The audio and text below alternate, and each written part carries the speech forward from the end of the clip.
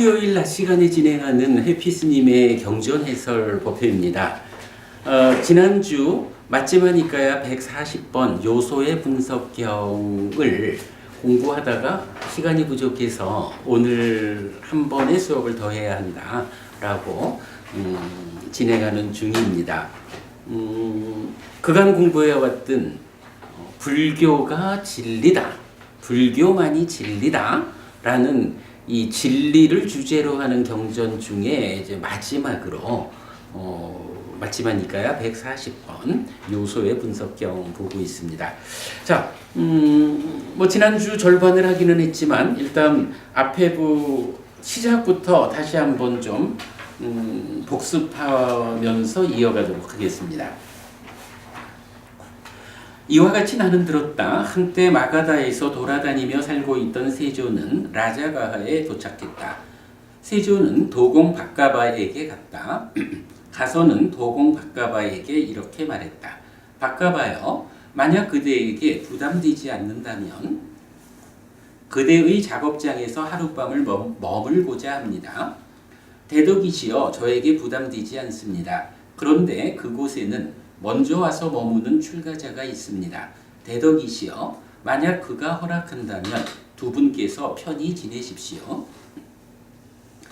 그때 세존에 대한 믿음으로 집에서 집 없는 곳으로 출가한 뿌꾸사띠라는 좋은 가문의 아들이 있었다.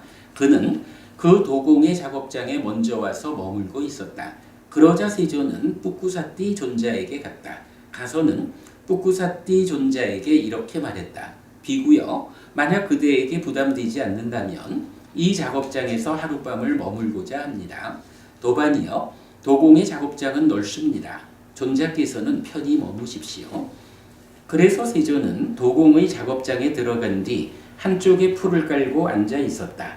다리를 교차하고 몸을 곧게 하여 가다듬고 콧구멍 주위를 지향하고 삿대를 준비한 채 그리고 세존께서는 밤새 앉아 시간을 보냈다. 뿌꾸사띠 존자도 밤새 앉아 시간을 보냈다. 그러자 세존에게 이런 생각이 떠올랐다. 이 좋은 가문의 아들은 신뢰할 만하게 행동한다. 그에게 내가 질문해야겠다라고. 그래서 세존은 뿌꾸사띠 존자에게 이렇게 말했다. 비구여, 그대는 누구에게 출가했습니까? 그대의 스승은 누구입니까? 그대는 누구의 법에 동의합니까? 도반이여, 삭야족에서 출가한 삭야족의 사문 곶다마가 있습니다. 세존이신 그분 곶다마께는 이와 같이 좋은 명성이 따릅니다.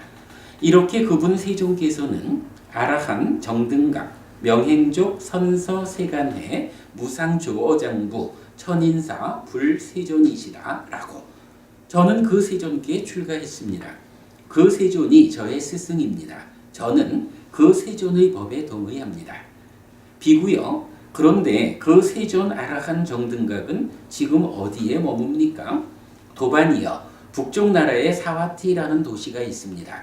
그분 세존 아라한 정등각은 지금 거기에 머뭅니다. 비구여, 그런데 그대는 그 세존을 전에 보았습니까? 보면 알아볼 수 있습니까? 도반이여, 나는 그 세존을 전에 보지 못했습니다. 보면 알아볼 수 없습니다. 그러자 세존에게 이런 생각이 떠올랐다. 이 좋은 가문의 아들은 나를 믿고 출가했다. 내가 그에게 법을 설해야겠다라고. 그래서 세존은 뿌꾸사띠 존자에게 말했다. 비구여, 내가 그대에게 법을 설할 것이다. 그것을 듣고 잘 사고하라. 나는 말할 것이다. 알겠습니다, 도반이여 라고 뿌꾸사띠 존자는 세존에게 대답했다. 세존은 이렇게 말했다. 자, 여기까지는 일단 부처님의 설법이 시작되는 배경이지요. 어떤 곳에 가서 하룻밤을 머물고자 하는데 먼저 와 있는 수행자가 있어서 그의 양해를 구하고 같이 머물렀는데 하룻밤 같이 지내면서 보니까 참 쓸만한 사람이구나. 아주 괜찮은 젊은이네 싶어서 부처님께서 그대의 스승은 누구냐라고 물었더니 알고 보니 아직까지 부처님을 한번 직접 만나보지는 못했지만 다른 사람들을 통해서 부처님 법을 만나서 이 법의 주인이야말로 나의 스승이다 라고 해서 부처님을 스승으로 출가한. 물론 아직까지 그 불교 안에서 비구가 되는 기회를 받은 건 아니죠. 다만 자기가 나는 이 공부를 위해서 출가하겠다라고 해서 집을 떠나서 수행자가 된 거죠. 이제 이런 사람이었기 때문에 부처님께서 나를 알아보지 못하는 것은 이전에 만난 적이 없으니 당연하다. 그러나 이 훌륭한 젊은이가 나의 법을 좇아서 출가했으니 이제 내가 이를 위해서 법을 잘해야겠다 라고 해서 요소의 분석경이서라는 요소의 분석 이 주제의 설법이 시작되는 과정이죠. 자, 이제 부처님께서 법을 설합니다. 비구여 사람은 6개 6촉처 16가지 의의 행보 4가지 토대로 이루어졌다. 여기에 서 있는 자는 사량이 전개되지 않는다. 사량이 전개되지 않을 때 그는 평화로운 성자라고 불린다. 지혜를 방일하지 않고 진리를 보호해야 하고 포기를 개발해야 하고 평화를 공부해야 한다. 이것이 요소의 분석의 대가이다. 자, 요소의 분석 이 경의 제목입니다. 이 요소의 분석이라는 게 무엇냐라고 하니 기본적으로 사람이라는 게 누구냐? 우리 이 주제는 많이 보는 거죠. 특히 아지타 깨살감발리라고 하는 육사회도 중에 한 사람. 그 사람은 사람을 어떻게 정의해요? 지수화풍 4대가 사람이다. 그랬을 때 물질만으로 사람을 정의하는 이런 관점이 어떻게 되나요? 단멸론에 떨어지게 되는 거죠. 그럴 때 부처님은 육계가 사람이다 라고 해서 지수화풍 거기에 개념화로의 공 이런 물질과 대등한 요소 종속되지 않는 것으로의 식이라는 또 하나의 요소를 부처님은 제시하는 거죠.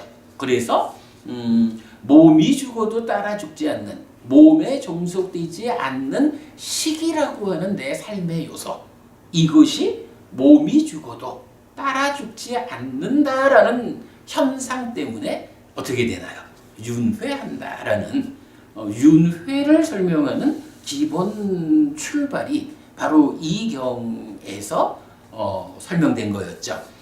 그런 식으로 6개, 6촉처, 18가지의 만호의 행보 그리고 4가지 토대라는 걸로 사람을 부처님은 정의한다라는 거죠. 자,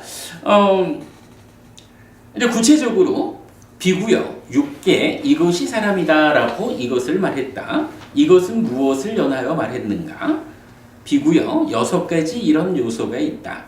땅의 요소, 물의 요소, 불의 요소, 바람의 요소, 공간의 요소, 식의 요소.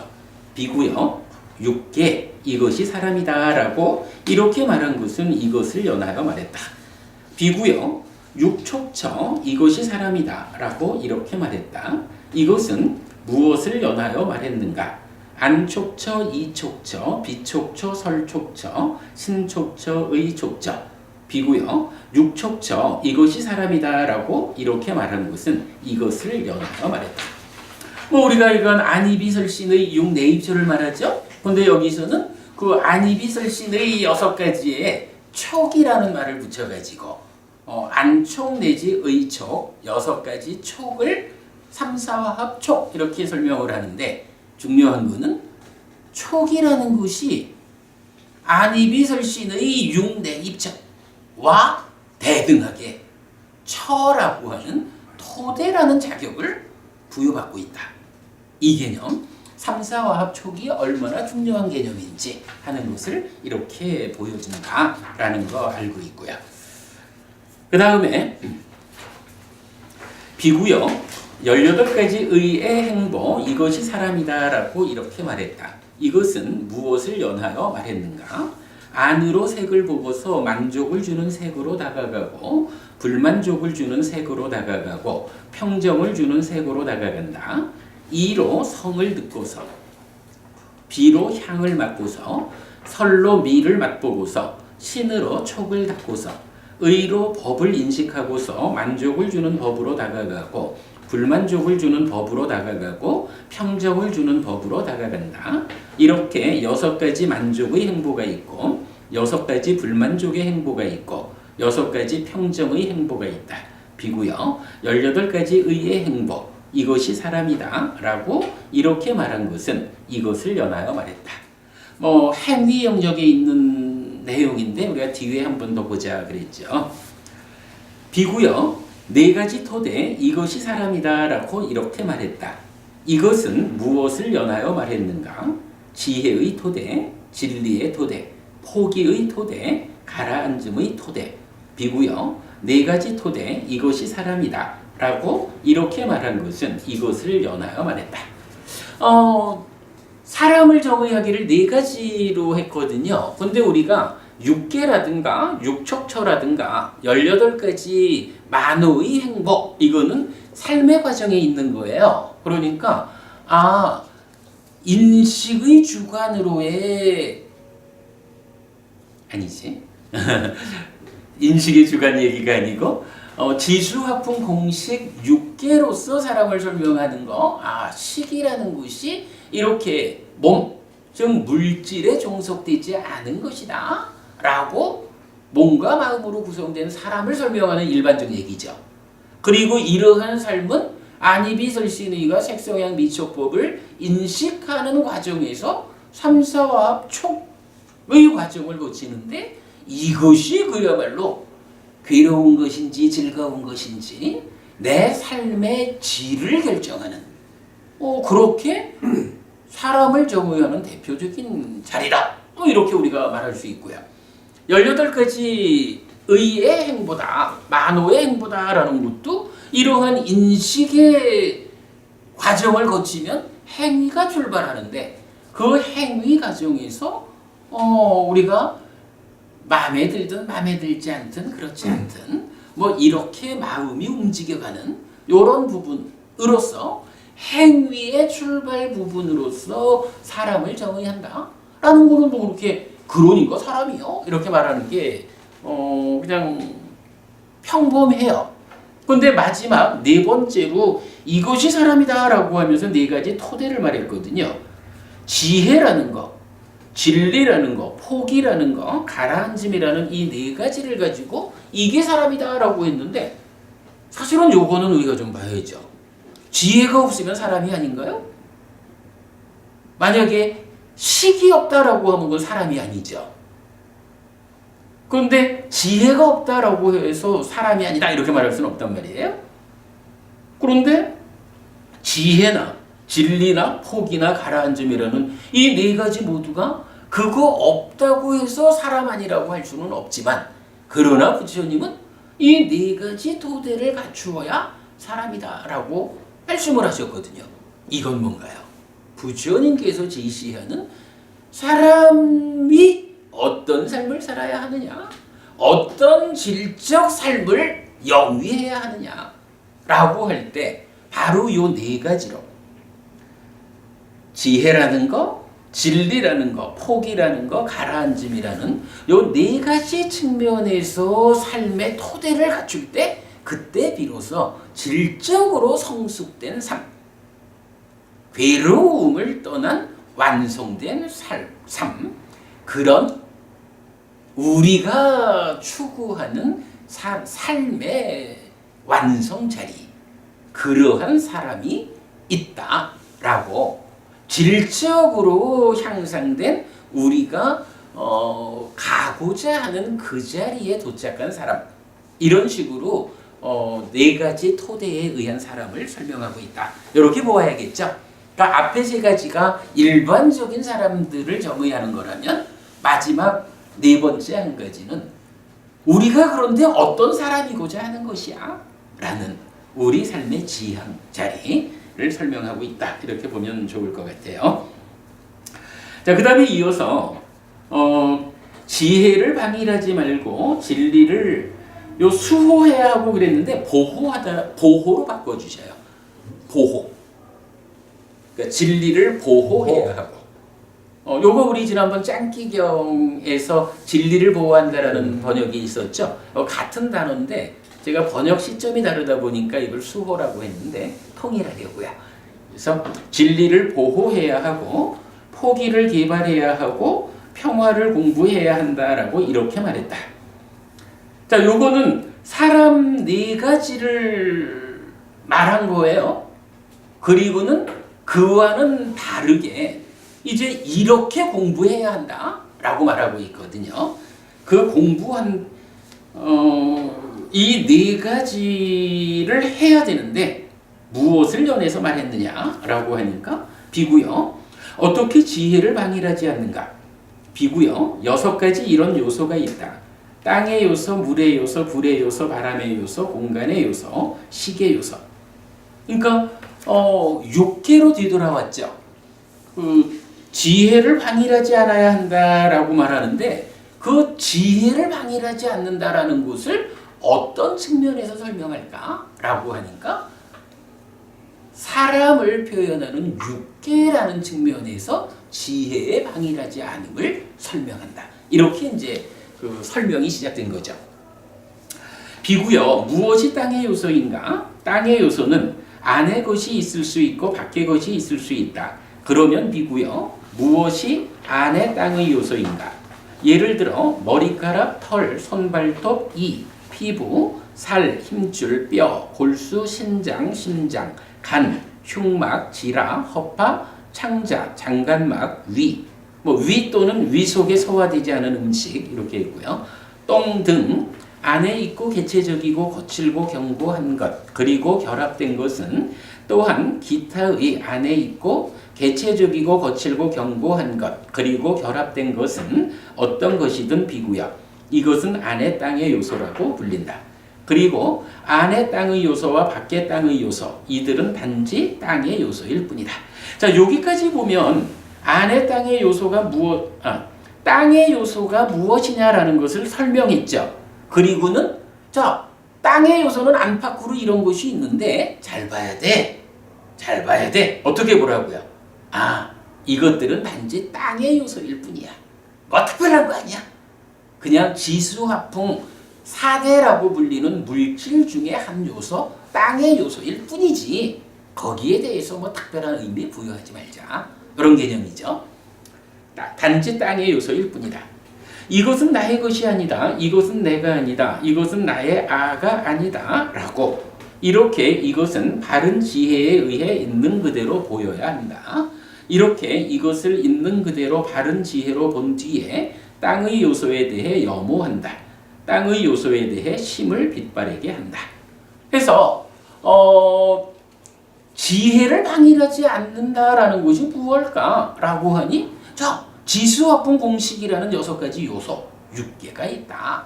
그런데 그 중에 땅의 요소가 뭐냐라고 하니 안팎의 땅의 요소 이런 게 있는데 잘 봐야 돼. 땅의 요소는 단지 땅의 요소일 뿐이요. 뭐 특별한 거 아니요. 그래서 어떡하라고? 단지 땅의 요소이기 때문에 이것은 내 것이 아니다. 이것은 내가 아니다. 이것은 나의 자아가 아니다.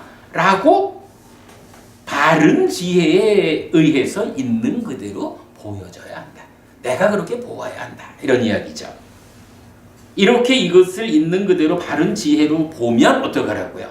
바로 그 땅의 요소를 염호한다. 이거죠. 염호하고 심을 빛바래게 한다. 이탐이죠. 염호, 이탐. 그러니까 이게 쭉 순서가 뭔가요?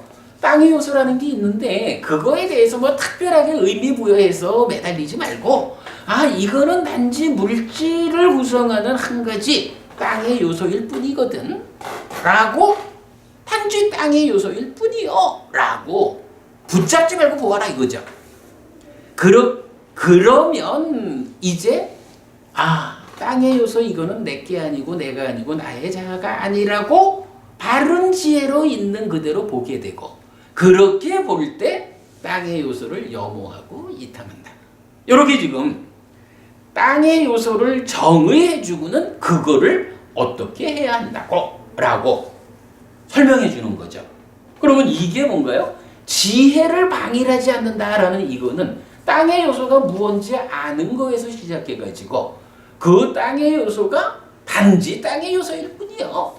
그러니 지혜로서 그러니까 있는 그대로 바른 지혜로서 보아가지고 염호하고 이탐해야 돼.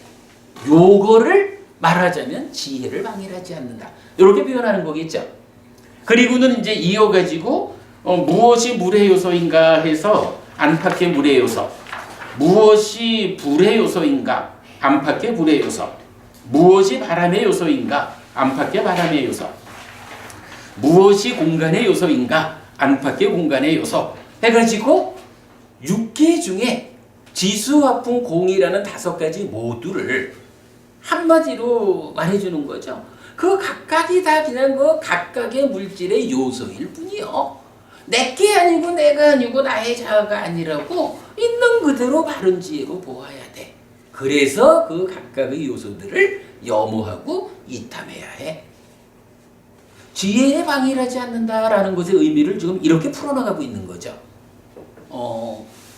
지수, 화풍, 공이 무엇냐라는 것도 중요하지만 바로 이렇게 있는 그대로 모아가지고 염호 이탐하는 이 과정을 지혜에 방해하지 않는, 지혜에 방해하지 않는다라는 건 뭔가요? 열심히 지혜를 닦아나가는 수행이다, 이런 이야기겠죠. 자, 그렇게 해서 8페이지까지를 왔어요. 그러면 다음으로는 깨끗하고 청정한 식만이 남는다. 그 식에 의해 무엇을 인식하는가?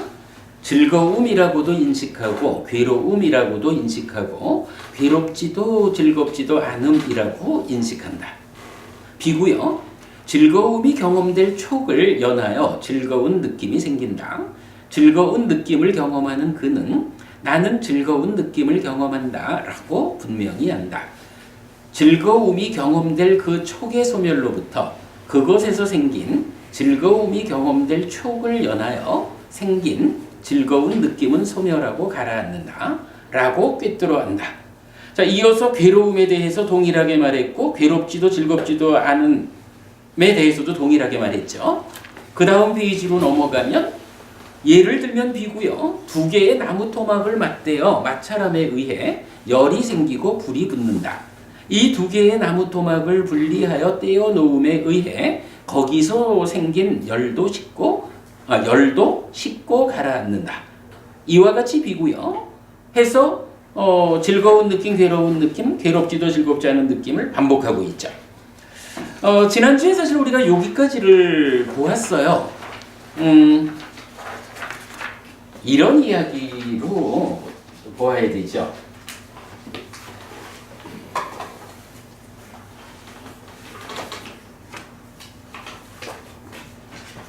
우선은 뭐 지수, 화풍, 공 5가지 요소를 어떻게 하라고요?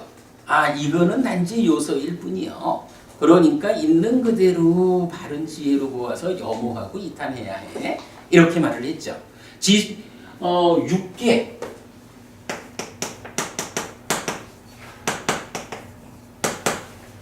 지수, 화풍, 공식이라는 6가지 요소가 있는데 이 5가지에 대해서는 있는 그대로 보아라니까 여실직연이죠.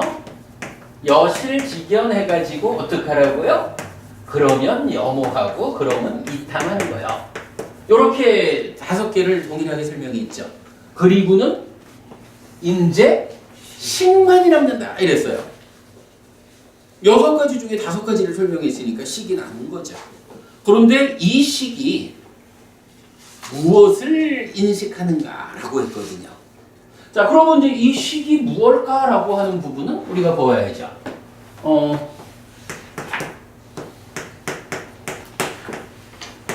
안입이 설신의 색성향 미촉법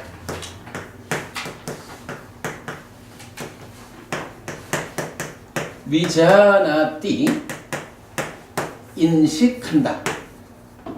인식하는데 여기에 또 다른 게 있죠.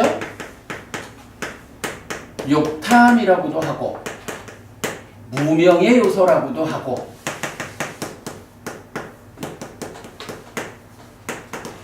뭐 개념적으로 말하면 지금 삶의 행위자.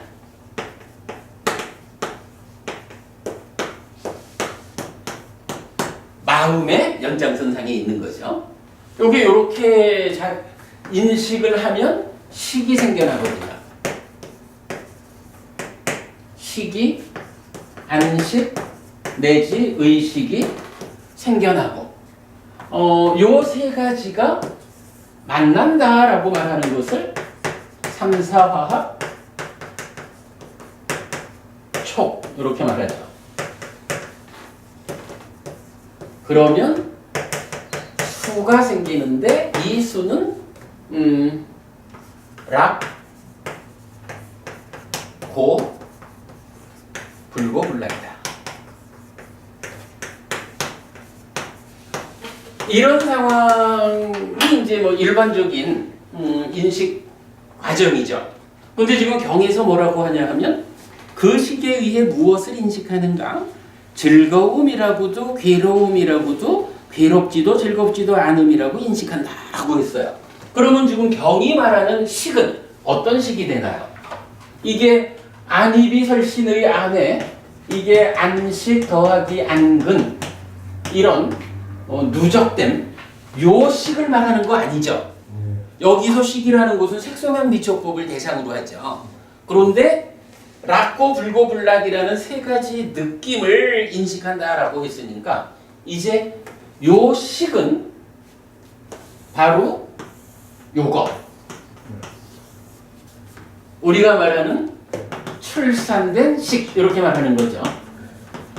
그리고 이 식이 무엇을 하느냐라고 하니까 인식을 한다. 위자나띠를 한다. 무엇을 위자나띠 하느냐?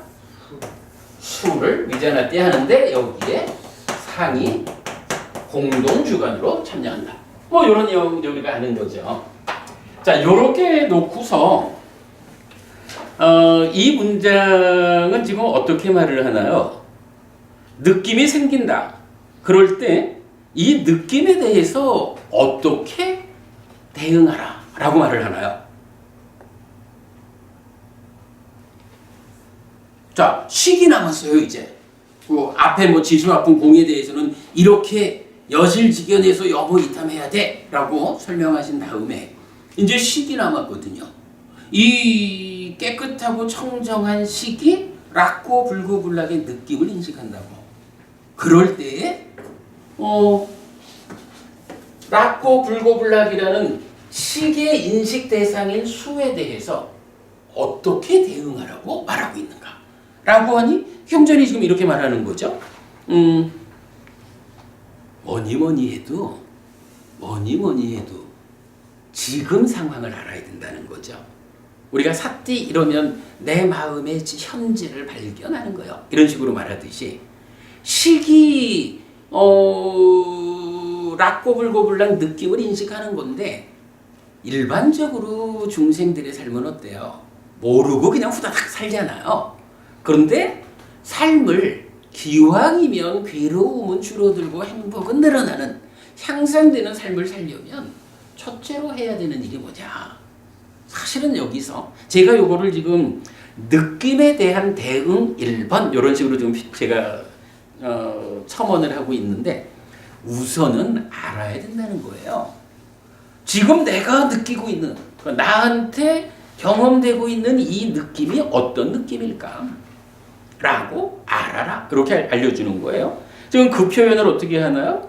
즐거운 느낌을 경험하는 그는 나는 즐거운 느낌을 경험한다라고 분명히 안다. 이렇게 말하죠. 청정한 식이 인식을 하는데 그 인식 락고 불고 불락 세 가지로 그러니까 어떤 상황이냐에 따라서 뭐 괴로움이 생겨났으면 괴로움이 생겨났다. 내가 지금 괴로움을 경험한다라고 아는 거죠. 바로 그 상황을 분명히 알아야 한다. 나는 지금 즐거운 느낌을 경험하고 있다. 이렇게 그러면서 자 지금 이제 이 즐거운 느낌을 경험하고 있는 거예요. 맞아라 분명히 알았어요. 나한테 즐거운 느낌이 경험되고 있다라고 안 거예요. 그러면 이제 그거를 어떻게 하라고? 그러니까 분명히 아는 게 일단 1번인데 이것에 대해서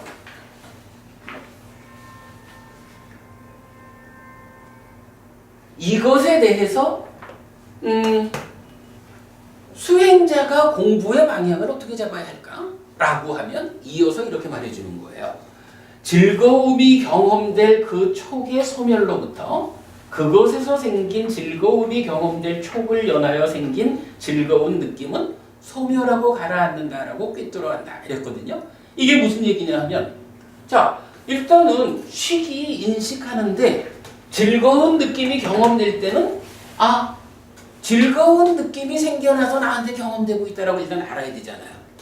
그러면 내가 지금 경험하고 있는 이 즐거운 느낌이 이게 어떤 놈이냐 그 정체성에 대해서 알자 이거예요.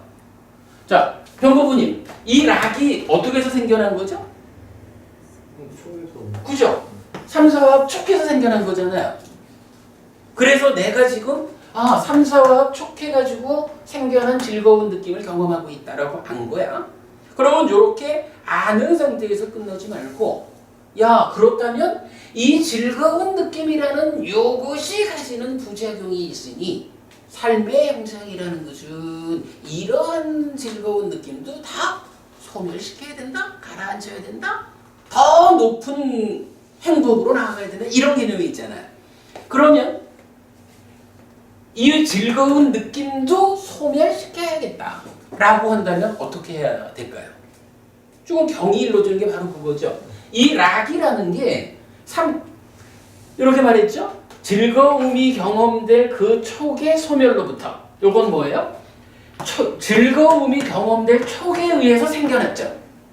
그러면 촉에 의해서 생겨난 즐거운 느낌은 바로 이 촉을 소멸시키면 이 느낌도 소멸하고 가라앉는다. 이렇게 알라는 거죠. 그러니까 이게 뭐 설명이 좀 복잡하지만 말은 간다는 거예요. 1차 인식의 과정을 통해 가지고 식이 생겨나서 3, 4 합촉해 가지고 즐거움이 경험되고 있어요. 그런데 수행자의 입장에서 우선은 뭘 해야 되느냐? 나한테 지금 즐거운 느낌이 생겨났다. 즐거운 느낌이 경험되고 있다. 라고 나의 내면의 상태를 일단 발견해야 되죠. 알아야 되죠. 그리고는 즐겁다. 요렇게 머물지 말라는 거예요. 이 즐거운 느낌이 경험되는데 이게 어떻게 생겼느냐 하면 3, 4화합 촉해서 생긴 거거든. 그런데 이 즐거운 느낌이라고 하는 것도 완성은 아니거든. 완성되지 않은 것은 완성을 향해서 나아가고자 할 때는 이것도 없어져야 되는 거거든. 그러면 이 즐거운 느낌을 어떻게 하면 없어지는 것일까? 우리가 12연기 통해서 조건관계를 아는 이유가 뭐예요? 조건관계를 알아야 그 조건의 소멸을 통해서 괴로움을 없애는 거잖아요. 여기서도 마찬가지야. 즐거운 느낌이라는 요것이 없어지려면 무슨 방법이 있을까? 바로 이걸 생겨나게 하는 조건인 3, 4합 촉을 소멸하면 된다. 이거죠. 딱 그 얘기를 하는 거예요.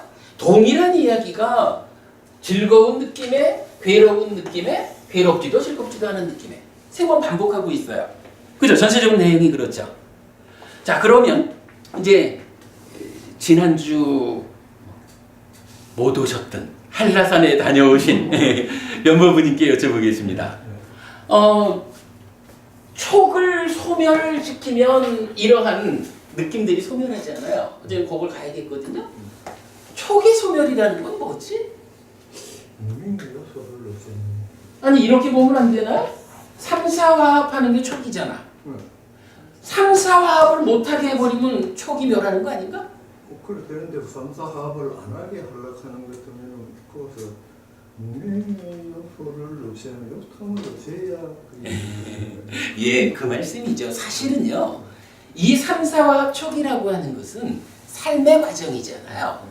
삶의 과정이라는 것은 내가 보면 알고 경험하는 그 삶의 하나의 틀이기 때문에 그 틀에 속하는 네이처, 웨이처, 식이 만나가지고 술을 만드는 이거를 못 만나게 할 수는 없는 거예요. 만약에 불교가 말하는 촉을 소멸하자라는 것이 삼사합을 못하게 하자라는 걸로 생각한다면 방법은 하나밖에 없는 거예요. 굳이 뭐 죽어야죠. 근데 죽는 것도 어떻게 죽어야 돼요? 또 태어나게 죽으면 계속해야 되잖아. 여기서 이제 아주 중요한 개념이 사실은요. 제가 오늘 지난주 수업을 반복하는 이유는 이 부분을 좀 더 명확히 보자라는 것 때문이에요. 분명히 지금 경에서 즐거움이 경험될 촉을 연하여 즐거움이 경험될 그 촉의 소멸로부터 그러한 느낌이 소멸하고 가라앉는다라고 해서 촉이 소멸해야 한다라고 말을 하고 있거든요. 촉이 멸해야 즐거운 느낌이라고 하는 아직 완성되지 못한 이 느낌을 소멸시키고 완성으로 나간다고. 이럴 때 촉의 멸이란 무엇일까? 이 부분이죠. 박법우님, 촉의 멸이 뭔가요?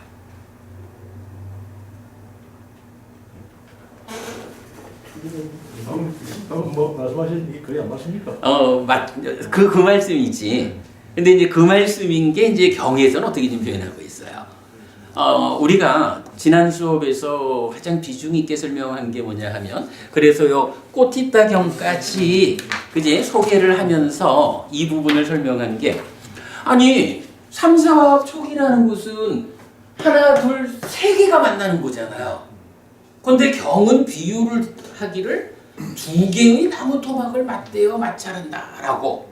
삼사합 촉이 촉을 하느냐, 촉을 하지 않느냐, 촉이 있느냐, 촉이 멸하느냐, 요것을 세 가지로 비유하지 않고 두 가지를 가지고 비유하잖아요. 그래서 이거 상당히 어려운 비유다 이랬는데, 그 비유에 대한 답을 누가 주나요? 꽃이가경에서 답을 준 거죠. 황소 두 마리가, 그죠? 두 마리의 황소가 있는데 이 소 두 마리 각각 두 마리를 묶어가지고 밭을 갈자라고 한다면 소 두 마리 각각이 족쇄로서 작용하는 것일까? 그렇지 않다는 거죠. 소 두 마리를 하나로 묶어놓는 끈이든 매듭이든 무언가 소 두 마리를 묶어놓는 어떤 것이 족쇄로 작용하는 것이 소 두 마리 자체는 족쇄가 아닌 거지요. 그래서 두 마리 소를 묶어놓는 이 줄이나 매듭 요거만 끊어내면 소 두 마리는 자유롭다 이렇게 된 거죠. 그래서 그 부분에서 바로 욕탐 무명의 요소라는 것이 제시가 된 거죠. 부처님하고 우리하고 어떤 차이가 있다고요? 우리도 안과 색을 조건으로 안식이 생겨나서 안촉해가지고 느낌을 경험하는데, 부처님도 안과 색이 있다고. 근데 부처님하고 우리하고는 어떤 차이가 있죠? 따지면 부처님은 이런 락고 불고불락의 느낌을 경험하지 않는다는 거예요. 경험하지 않는다는 건 뭐죠? 부처님이 뭐 보고서 아무것도 경험하지 않아? 이런 개념 아니죠? 부처님은 소멸된 상태로 경험한다는 거죠. 근데 그 소멸이란 개념이 뭐예요? 우리는 욕탐이 있습니다. 부처님도 안과 색이 있는데 부처님한테는 욕탐이 없습니다. 꼬티카경에서 그걸 말해줬죠? 이래서 삼사와 촉을 세 가지가 만나는 것임에도 불구하고 나무 토막 두 개를 맞대어서 열이 나느냐 안 나느냐 이렇게 한 그 의미가 뭐였어요? 욕탐이 작용하면 욕탐이 두 마리 소를 묶어서 두 마리 소를 묶어 놓는 족쇄로서 작용하는 그거고, 결국은 소 두 마리를 욕탐이 묶으면 거기서 삼사합 촉해가지고 느낌이 생겨나는 거고, 소 두 마리를 묶고 있는 욕탐이라는 이 매듭을 끊어내면 거기서 보면 알고 경험하기는 하지만 중생의 영역이라고 하는 욕탐의 작용을 받는 삼사화합 촉이 이루어지지 않는다. 그리고 바로 그런 상태를 어떻게 표현한 거예요? 촉의 멸이다. 이렇게 표현한 거죠. 그러면 거기서 네. 두 마리 소라는 거는 네이처 웨이처. 예. 네이처 웨이처를 욕탐이 붙잡느냐 안 붙잡느냐. 근데 욕탐이 붙잡는 거는 뭐 일상적인 중생의 삶이고, 욕탐이 안 붙잡으면 좋은데 그 안 붙잡는 것을 맘대로 못하죠. 욕탐이 붙잡지 않는 한 가지 방법이 뭔가요? 수행을 통해서 욕탐을 부수는 거죠. 다른 방법이 없죠. 욕탐을 부수자면 어떻게 해야 되죠? 지금 삶의 행위자인 심이 탐으로부터 벗어나야 되죠. 이 탐이 어디서 오냐 하면 무명에서 오죠. 무명이 어디에서 오나요? 번뇌에서 오죠. 번뇌는 병든 상이죠. 그래서 욕탐이 없는 삶을 살자라는 것은 심이 탐에서 벗어나는 것. 달리 말하면 이탐이죠. 무명이 부서져야 되는 거고 번뇌를 부수는 거죠. 이럴 때에 욕탐이 소멸했다라고 말하고, 그럴 때에 촉이 멸했다. 이렇게 말하는 거죠. 이런 논리가 바로 이 경에서 이렇게 멸을, 삼사화합 촉의 멸을 설명해 주기 때문에 우리가 그 메커니즘 설명하면서 아주 중요하게 여기는 내용이 있잖아요. 바로 멸이라는 것이 무엇입니까? 소멸, 멸. 이게 무엇입니까? 라고 할 때 우리 이렇게 말하죠. 번뇌를 부숨으로써 무명이 버려지고 명이 생겨나는 요게 멸이다. 이렇게 말을 했잖아요. 이렇게 멸이라는 이 일을 하는 것이 지혜고 밑바사나다. 모든 것이 이 개념을 가지고 우리가 설명하고 있잖아요. 바로 이 번뇌를 부숨으로써 무명이 버려지고 명이 생겨나는, 그래서 무명이 버려지고 명이 생겨났기 때문에 탐이 없는 이탐된 상황, 그래서 지금 삶의 행위자 심이 해탈된 심으로 참여를 하면 욕탐이 없다, 무명의 요소에 무자가 없어진다. 그렇게 인식에 참여하는 요게 꼬티카경에서 비유로서 설명하는 두 마리 황소를, 즉 네이처와 웨이처라는 두 마리 황소를 묶고 있는 매듭을 끄는 것이다. 그럴 때에 당연히 인식하면 알고 보지, 그러니까 알고 경험하게 되지만 그 경험의 과정에 있는 삼사화합 촉이라는 요것이 멸했다라는 표현을 쓰는 거죠. 분명히 지금 경에서 그렇게 말해주고 있는 거예요. 다시 읽어보면, 즐거운 느낌을 경험하는 그는 나는 즐거운 느낌을 경험한다라고 분명히 한다. 즐거움이 경험될 그 촉의 소멸로부터, 즐거움이 경험될 그 촉의 소멸로부터, 그것에서 생긴 즐거움이 경험될 촉을 연하여 생긴 즐거운 느낌은 소멸하고 가라앉는다. 멸에 의해서 가라앉는다. 이렇게 말하죠. 박고부님 사실은 이 내용이 정말 교리적으로 중요한 거예요. 바로 촉의 멸이라는 요 개념. 이 촉의 멸이 무엇이냐라고 하니 바로 황소 두 마리를 묶고 있는 매듭을 끊어내는 것이요. 그 매듭이 뭐냐 하니 욕탐을 제거하는 것이 촉의 멸이요. 만나지 않게 하는 것이 아니라 만나되 욕탐이 작용하지 않는 그것을 말하는 거죠.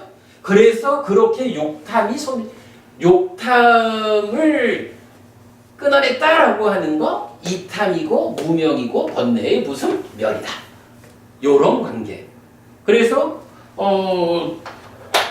수행을 설명하는 거, 삶의 메커니즘에 의해서 수행이 설명되는 거잖아요. 그럴 때 수행이 깨달음의 본질의 영역, 그건 뭐예요? 딱가 안에 들어가서 여모 이탐 소멸로서 했다라는 거잖아요. 그때의 소멸이라는 개념이 바로 이렇게 올라가서 정의가 되는 거죠. 굉장히 중요한 개념입니다. 그러면 그 번뇌의 원인인 병든상 자체를 이 존재에 대한 잘못된 관찰, 즉 아슴이 나는 있다 하는 그걸로 이해해도 됩니까? 말씀이 조금 틀렸어요. 번뇌의 원인이라고 하셨나? 금방? 번뇌의 원인인 상이라 하셨죠? 병든상으로. 근데 그렇게 말하면 안 되고 네. 번뇌가 병든 상이야. 그러니까 병든 상 때문에 번뇌가 생기는 게 아니고, 그러니까 지금 표현하신 것은 조건관계로 말씀을 하셨잖아요. 그러니까 병든 상 때문에 번뇌라는 것이 생겨난다 해서 번뇌 방금 표현은 그렇게 되셨거든요. 근데 제가 말씀드리는 건 그게 아니고 상이 병들어 있는 그 상태를 번뇌라고 한다라는 거예요. 그러니까 상의 병듦 때문에 번뇌가 생겨나는 게 아니고 상이 병들었다는 그 상태를 이름하기를 번뇌라고 한다. 예, 뭐 그렇게 되면 문제가 없죠. 그럴 때 그 번뇌와 상을, 그 병든 상을 네. 설명하는 것은 뭐로 우리가 이해해야 되나? 존재에 대한 잘못된 관찰, 즉 나는 있다, 아스미, 고래 이해를. 나는 있다라는 아스미는 이제 딱가의 과정을 거쳐가지고 우리가 딱가의 과정, 딱가를 이름 짓기를 뭐라 하나요? 가래의 형성 또는 자기화 과정 이렇게 말하잖아요. 그 딱가의 결과로 자기화된 상태가 아스미 이래 되는 거고. 되는데 아니 그거보다는 이제 그거보다는 지금 말씀하신 그 상의 병듦이 무엇냐 이 질문은 원래 존재의 실상은 상락, 그러니까 무상보 무와 부정이잖아요. 근데 그거를 상락아정이라고 잘못 보는 경향성, 그게 상의 병듦이죠. 그러니까 상락아정이 상의 병든 상태를 말하는 거.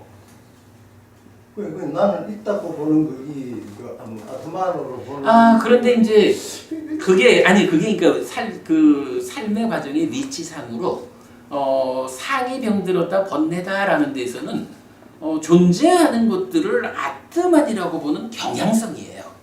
그런데 이게 그 경향이 참여해서 2차 인식에서 무명과 탐 생겨서 찢다가 되어가지고 난디가 만들어져서 가래까지를 오면 요 딱가라는 한 과정의 결과치로 이제 가래가 되었다.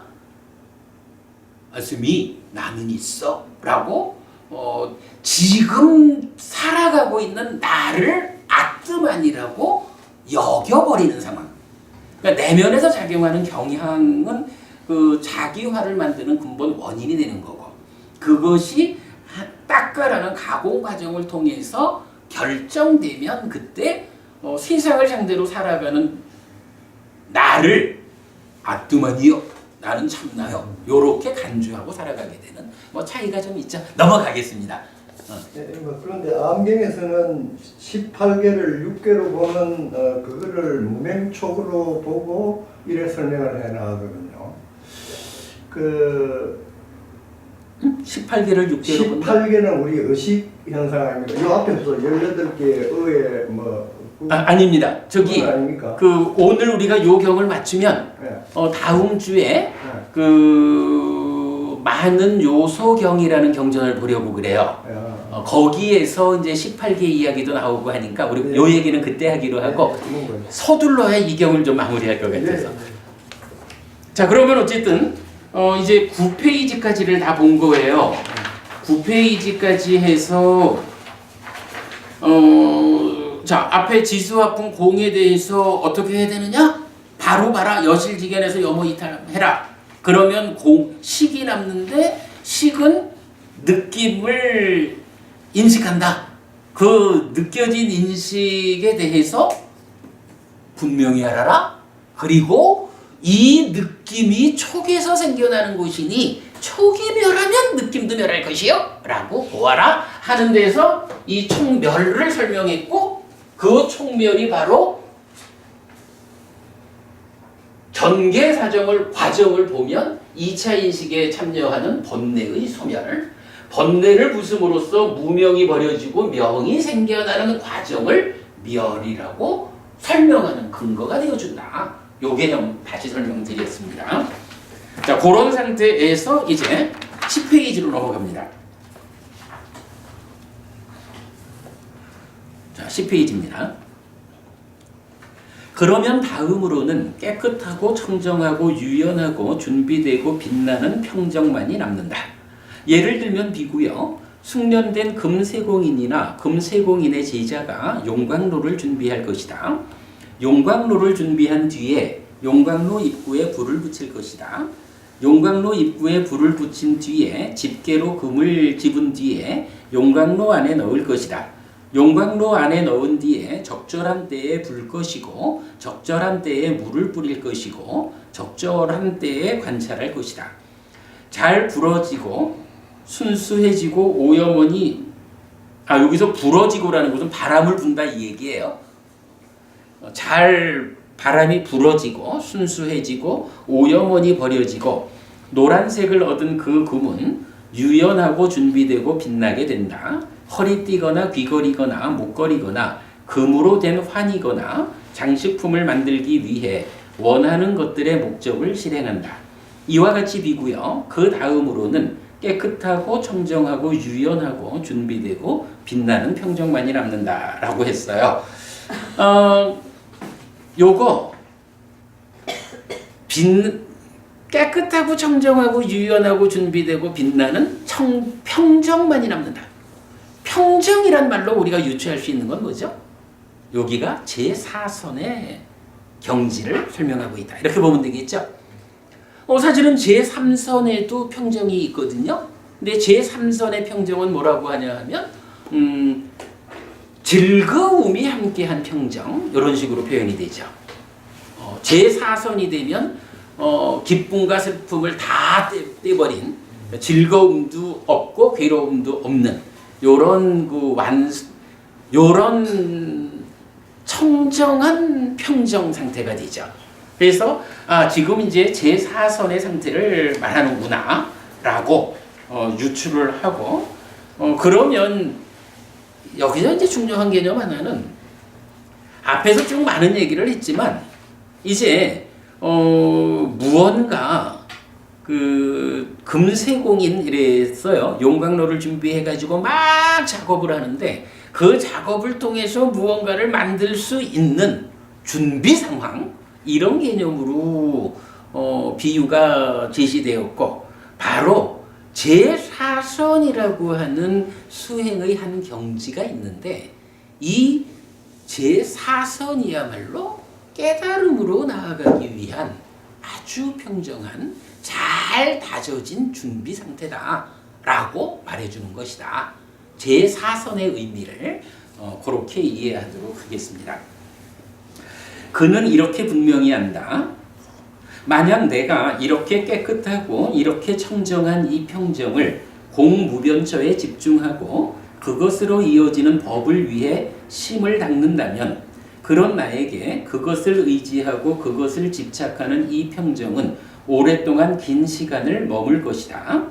만약 내가 이렇게 깨끗하고 이렇게 청정한 이 평정을 식무변처에 집중하고 그것으로 이어지는 법을 위해 심을 닦는다면 그런 나에게 그것을 의지하고 그것을 집착하는 이 평정은 오랫동안 긴 시간을 머물 것이다.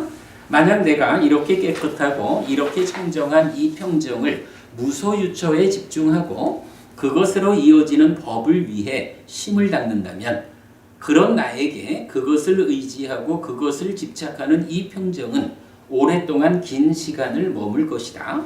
만약 내가 이렇게 깨끗하고 이렇게 청정한 이 평정을 비상비비상처에 집중하고 그것으로 이어지는 법을 위해 심을 닦는다면 그런 나에게 그것을 의지하고 그것을 집착하는 이 평정은 오랫동안 긴 시간을 머물 것이다.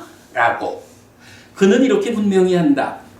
만약 내가 이렇게 깨끗하고 이렇게 청정한 이 평정을 공무변처에 집중하고 그것으로 이어지는 법을 위해 심을 닦는다면 이것은 유위이다. 만약 내가 이렇게 깨끗하고 이렇게 청정한 이 평정을 식무변처에 집중하고 그것으로 이어지는 법을 위해 심을 닦는다면 이것은 유위이다. 만약 내가 이렇게 깨끗하고 이렇게 청정한 이 평정을 무소유처에 집중하고 그것으로 이어지는 법을 위해 심을 닦는다면 그것은 유위이다. 만약 내가 이렇게 깨끗하고 이렇게 청정한 이 평정을 비상비비상처에 집중하고 그것으로 이어지는 법을 위해 심을 닦는다면 이것은 유위이다라고. 그는 존재를 위하거나 비존재를 위하여 그것을 형성하지도 않고 의도하지도 않는다. 존재를 위하거나 비존재를 위하여 그것을 형성하지도 않고 의도하지도 않는 그는 세상에서 어떤 것도 집착하지 않는다. 집착하지 않으면 갈망하지 않는다. 갈망하지 않으면 개별적으로 완전히 열반한다. 깨어남은 다 했다. 범행은 완성되었다. 해야 할 일을 했다. 다음에는 현재 상태가 되지 않는다라고 분명히 한다라고 했어요. 자, 요거는 이제 어떤 의미냐?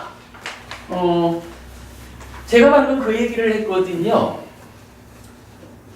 평정이라는 개념. 만약 앞에서 쭉 이런 과정을 거쳤더니 깨끗하고 청정하고 유연하고 준비되고 빛나는 평정만이 남는다 했는데 이 평정, 우페가 벌의 사자로 표시하잖아요. 이 평정을 어떻게 보자 그랬어요. 제3선에서도 평정이 나오지만 그것은 즐거움과 함께한 평정 이렇게 되니까 평정의 입장에서 보면 뭐 즐거움이라고 하는 그 흔들림이 있어요. 그런데 제4선에 오면 이 평정은 이제 즐거움까지도 다 내려놓고 그야말로 깨끗하고 청정하고 유연하고 준비되고 빛나는 상태다. 이렇게 된 거죠. 그래서 요거를 제4선으로 이해하자라고 했거든요. 그랬더니 이제 그 다음 상태 어떻게 되냐 하면 그는 이렇게 분명히 한다라고 해서 이렇게 깨끗하고 이렇게 청정한 이 평정을 어떻게 한다. 첫째, 공무변처에 집중해보자라는 거죠. 이러한 평정 상태에서 공무변처를 집중하고 그것으로 이어지는 법을 위해 마음을 닦는다. 수행하는 거죠. 삼매를 닦는 거죠. 그러면 어떻게 되나요? 그것을 의지하고 그것을 집착하는 이 평정은 오랜 동안 긴 시간을 머물 것이다. 공무변처를 성취해가지고 공무변처에 오래 머물 것이다. 얼마나 좋겠어요? 초선만 가도 좋을 텐데 공무변처를 성취해서 오래 머무니 제4선이라는 토대 위에서 공무변처를 갖다 되게 좋을 거예요. 그죠? 그리고는 똑같은 이야기를 이어가지고 식무변처, 무소유처, 그리고 비상비비상처 이렇게 말을 하거든요. 그런데 부처님이 그래 제4선의 그 깨끗한 평정을 만들어 가지고 공무변처 내지 비상비비상처를 성취해서 오래 머물러라. 참 좋다. 이렇게 말씀하시면 재미가 좀 없죠. 이어가지고 다시 뭐라고 하나요? 이렇게 공무변처 내지 비상비비상처에 집중해서 실물 닦는다면 요거를 한마디로 뭐라고 표현하죠? 요거는 유위다. 이렇게 말하는 거죠. 유위라는 건 뭐예요? 소멸되었다라는 것은 어떻게 표현하죠? 소멸은 결국 번뇌가 무서워진 거니까 탐진치 없음의 상태잖아요. 탐진치 없음의 상태를 뭐라고 불러요? 무위잖아요. 완성된 삶은 그죠? 불교 안에서 완성된 했다 열반을 실현했다. 탐진치 없다. 더 이상 태어나지 않게 되었다. 그러므로 윤회에서 벗어났다. 이런 다양하게 설명되는 아라한의 존재 상태는 무위잖아요. 그런데 여기선 지금 뭐라 그래요? 아니 우리가 보면 그 깨끗한 평정을 만들어 가지고 그 병정 위에서 공무변처, 식무변처, 무서위처, 비상비비상처 이렇게 그쪽으로 집중해가지고 삼매를 닦는다, 마음을 닦는다. 그래서 내가 공무변처를 성취해 있다, 비상비비상처를 성취해 있다. 이러면 무지하게 좋은 거잖아요. 아주 오래 거기서 머물 것이고. 근데 부처님은 그거 가지고는 곤란하다. 그죠? 우리가 잘 알잖아요. 부처님이 저기 처음 출가해서 알라라칼라마라는 스승에게서 무소유처를 성취하잖아요. 그런데 떠나오잖아요. 그거 갖고는 안 된다. 우따가라마뿌따 비상비비상처를 성취하고도 떠나잖아요. 왜 떠나요? 그게 완성이 아니요. 그게 만족스러운 상태가 아니요. 그 상태를 지금 뭐라고 표현하는 거예요? 유위요. 탐진치의 영향을 받는 삶이요. 아직까지 삶이 완성되지 않았고 이러한 삶은 조금 길게 오래 행복하게 살지 모르지만 그러나 결국은 죽어야 되고 또 태어나야 하고 반복해야 돼. 윤회해야 돼. 이런 부분들을 부처님은 모든 공부의 기준으로 판단의 기준으로 삼는 거잖아요. 그래서 이런 요 합해가지고 무색계죠. 무색계라고 하는 이러한 성취 상태는 유위 이걸로 만족하면 안 돼. 요 얘기죠. 그래서 무위적인 삶에 대해서 어떻게 표현한 거예요? 마지막에 존재를 위하거나 비존재를 위하여 그것을 형성하지도 않고 의도하지도 않는다. 요게 요 얘기를 하는 거죠. 존재를 위하거나 비존재를 위하여 그것을 형성하지도 않고 의도하지도 않는 그는 세상에서 어떤 것도 집착하지 않는다. 그러니까 유비적으로 접근하지 않을 때 집착하지 않게 되고 집착하지 않으면 갈망하지 않는다. 갈망하지 않으면 개별적으로 완전히 열반한다.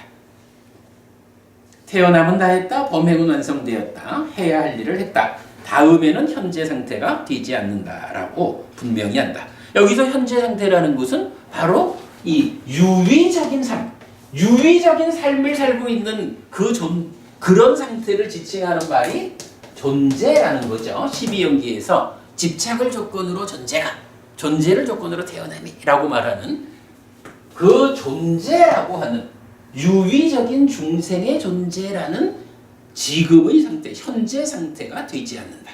왜? 무위를 실현했으니까. 이렇게 말하는 거죠. 그런 연결관계를 보여주고 있고요. 자, 넘어가서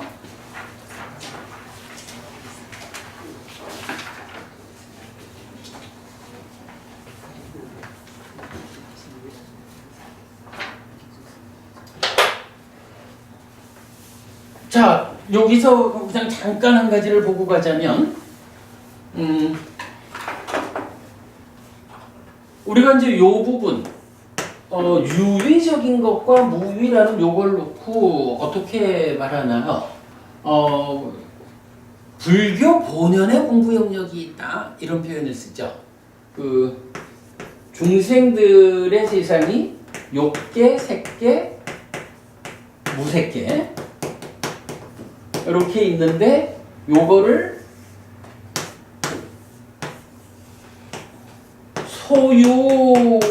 소유의 삶이냐 존재의 삶이냐 이렇게 이제 구분을 하죠. 그러니까 색계 무색계는 존재의 삶 하나로 묶잖아요.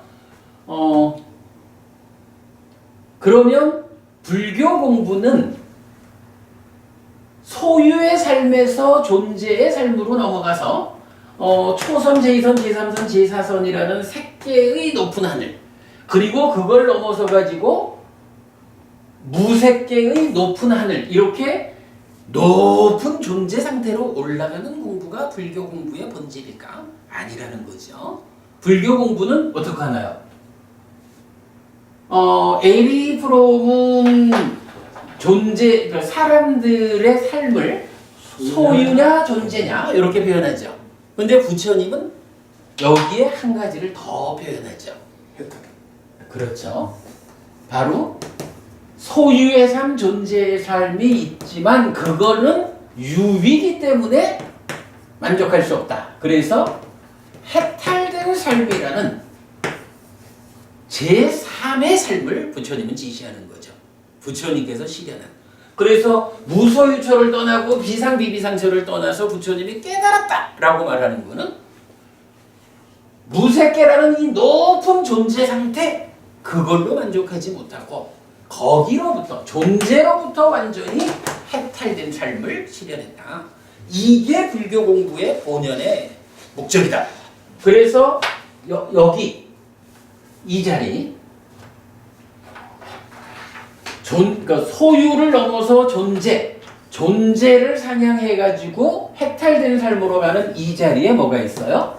이제 이 공부 과정을 벗어남의 과정이다, 이렇게 표현하는 거죠. 어디서 벗어나는 거예요? 존재라는, 색계무색계라고 하는 존재의 삶을 사는 그 존재에 대한 집착으로부터 벗어나서 해탈하는 그 벗어남의 과정을 말하고 있죠. 이 벗어남의 과정에 필요한 게 뭔가요? 여기에 여실직연, 존재의 실상을 무상고 무아라고 존재를 실상 그대로 보완할 수 있을 때 비로소 존재라는 상태가 상나가의 상태니까 무상고 무아라고 실상을 볼 수 있을 때 벗어남이 실현돼서 해탈된 삶을 완성한다. 이런 개념이죠. 지금 바로 그런 개념을 설명하고 있다라고 보면 되겠습니다. 아무튼 중요한 개념, 불교 공부의 본연의 영역은 여실직연에서 벗어남을 통해서 해탈된 삶을 실현하는. 그래서 우리 사상팔배의 성자들이 다 이 자리에 들어있는 거죠. 예류자, 일례자, 불한자, 아라한이라고 하는 사상의 성자들이 바로요, 벗어남의 영역에 진입한, 그리고 아라한은 완성한 그런 성자들. 아무튼 이제 그 경을 보면서 우리가 참 중요하게 봐야 되는 거, 지금 이 경이 참 멋지게 알려주고 있는데, 이런 무색계라고 하는 그 높은 하늘 세상도 결국은 유위적인 세상이야. 그러나 그 유위적인 세상은 우리의 목적지가 아니야. 우리는 무위의 삶, 해탈된 삶을 추구해 나아가는 것이야. 이 부분을 분명히 하고 있죠. 자, 요렇게 이제 유위에서 벗어나서 해탈된 삶을 실현한다라고 하는 이 부분을 이제 분명히 아는 거예요. 분명히 안다 이랬어요. 자, 이어가지고 이제 12페이지입니다. 만약 그가 즐거운 느낌을 경험하면 이것은 무상하다라고 꿰뚫어 알고 묶여진 것이 아니다라고 꿰뚫어 알고 동의된 것이 아니다라고 꿰뚫어 안다. 만약 괴로운 느낌을 경험하면 이것은 무상하다라고 꿰뚫어 알고 묶여진 것이 아니다라고 꿰뚫어 알고 동의된 것이 아니다라고 꿰뚫어 안다. 만약 괴롭지도 즐겁지도 않은 느낌을 경험하면 이것은 무상하다라고 꿰뚫어 알고 묶여진 것이 아니다라고 꿰뚫어 알고 동의된 것이 아니다라고 꿰뚫어 안다. 시간이 없으니까 바로 설명을 드릴게요. 앞에서 제가 그 깨끗하고 청정한 식만이 남아가지고 즐거운 느낌을 경험하면서는 나는 즐거운 느낌을 경험한다라고 분명히 알고 촉의 소멸로부터 이 느낌이 소멸한다고 꿰뚫어하는 요거를 뭐라 그랬어요? 제가 표현하기를 느낌에 대한 대응 1번 이랬죠. 그래서 바로 그렇게 촉의 멸이라고 하는 그 느낌에 대한 대응 1번이 그 과정을 통해서 유위라고 하는 요 부분을 유위적인 데를 넘어서야 하는 그 상황까지 온 거예요. 그리고 나서 이제 이어가지고 지금 뭐라고 했냐 하면 다시 느낌 이야기로 돌아온 거예요. 그죠? 느낌 이야기로 다시 돌아와서 똑같은 표현이죠. 그가 즐거운 느낌을 경험하면 이랬죠. 첫 번째로는 즐거운 느낌을 경험하면 어떡하라고요? 내가 지금 즐거운 느낌을 경험하고 있다라고 분명히 알아야 돼. 이거 촉에서 생긴 거기 때문에 촉의 멸로부터 이 즐거운 느낌이 멸할 것이요 라고 분명히 알아야 돼. 이렇게 말했잖아. 느낌에 대한 대응 1번이었죠. 근데 지금 똑같은 표현을 통해 가지고 뭐라 하나요? 즐거운 느낌을 경험하면 어떻게 하라고요? 이 즐거운 느낌이 무쌍하다고. 요렇게 보라는 얘기죠. 무쌍하다고 보라는 건 뭐죠? 여실직연 존재의 실상으로 보아내야 한다. 이거죠. 뭐 이게 뭐 비상비비한 채로 올라가 본들 뭐 할 거예요? 유의적인 삶인데 이런 얘기죠. 벗어나려면 어떻게 해야 된다고? 실상 그대로를 보아야 돼. 무쌍을 보아야 돼. 이렇게 좀 얘기하는 거예요. 느낌에 대한 대응 2번이에요. 이게 그러니까 1번, 2번 느낌에 대해서 어떻게 대응해야 되는지 설명이 되죠. 그래서 무상하다. 묶여진 것이 아니다. 동의된 것이 아니다. 이렇게 무상한 거니까 뭐 표현하자면 소 2마리를 묶고 있는 데서 생겨나는, 그런데 사실은 보니까 그거 끊어내버리면 되는 거잖아. 묶여있는 거 아니요. 원래 묶인 게 아니라 욕탕이라는 그것 때문에 묶여져 있는 거야. 그거 끊어내면 돼. 이렇게 말하는 게 묶여진 것이 아니다. 이 개념이죠. 그리고 동의된 것이 아니다. 이건 무슨 얘기인가요? 그렇게 묶여져 있는 상태, 내가 동의해서 묶여있는 거 아니고 내가 동의해서 그 묶인 상태를 즐거워하고 있는 거 아니요. 이런 얘기죠. 그 얘기 즐거운 느낌, 괴로운 느낌, 괴롭지도 즐겁지도 않은 느낌에 대해서 동일하게 반복했어요. 아무튼 이런 순서 보는 것은 멋져요. 느낌에 대해서 어떻게 대응해야 합니까? 이미 높은 수행 과정에 온 거죠. 그래서 내가 지금 즐거운 느낌을 느끼고 있다, 경험하고 있다라고 분명히 알아가지고 이거 촉에서 생긴 거기 때문에 촉의 멸을 통해서 이 느낌이 소멸한다 라고 아는 게 1단계였어요. 느낌에 대한 대응. 여기 지금 수행을 설명하고 있는 거죠. 그리고 두 번째로는 뭐냐 하면 그러한 것들이 유이기 때문에 이제 이 느낌에 대해서 참으로 이 느낌이 무상하다 라고 보아야 한다. 묶여있다. 이 느낌이라는 것은 나하고 반드시 묶여있는 거 아니야? 소 2마리가 붙어있는 거 아니듯이 라고 묶여있다라고, 묶여진 것이 아니다라고 꿰뚫어 알고, 지금 중생이 유의적인 삶에서 묶여있는 이 상황이 내가 동의한 거 아니요? 내가 동의했기 때문에 묶여져 있는 그런 상태를 즐거워하고 있는 거 아니요? 라고 3단계로 지금 말하고 있죠. 이게 느낌에 대한 대응 2번이라는 거예요. 자, 그 다음에 갑니다. 그가 만약 즐거운 느낌을 경험하면 풀려난 자로서 그것을 경험한다. 만약 괴로운 느낌을 경험하면 풀려난 자로서 그것을 경험한다. 만약 괴롭지도 즐겁지도 않은 느낌을 경험하면 풀려난 자로서 그것을 경험한다. 몸이 끝나는 느낌을 경험하는 그는 나는 몸이 끝나는 느낌을 경험한다 라고 꿰뚫어 안다. 생명이 끝나는 느낌을 경험하는 그는 나는 생명이 끝나는 느낌을 경험한다 라고 꿰뚫어 안다.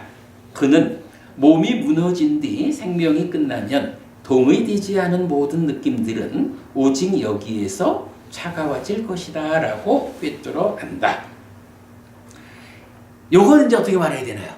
느낌에 대한 대응 3번이죠.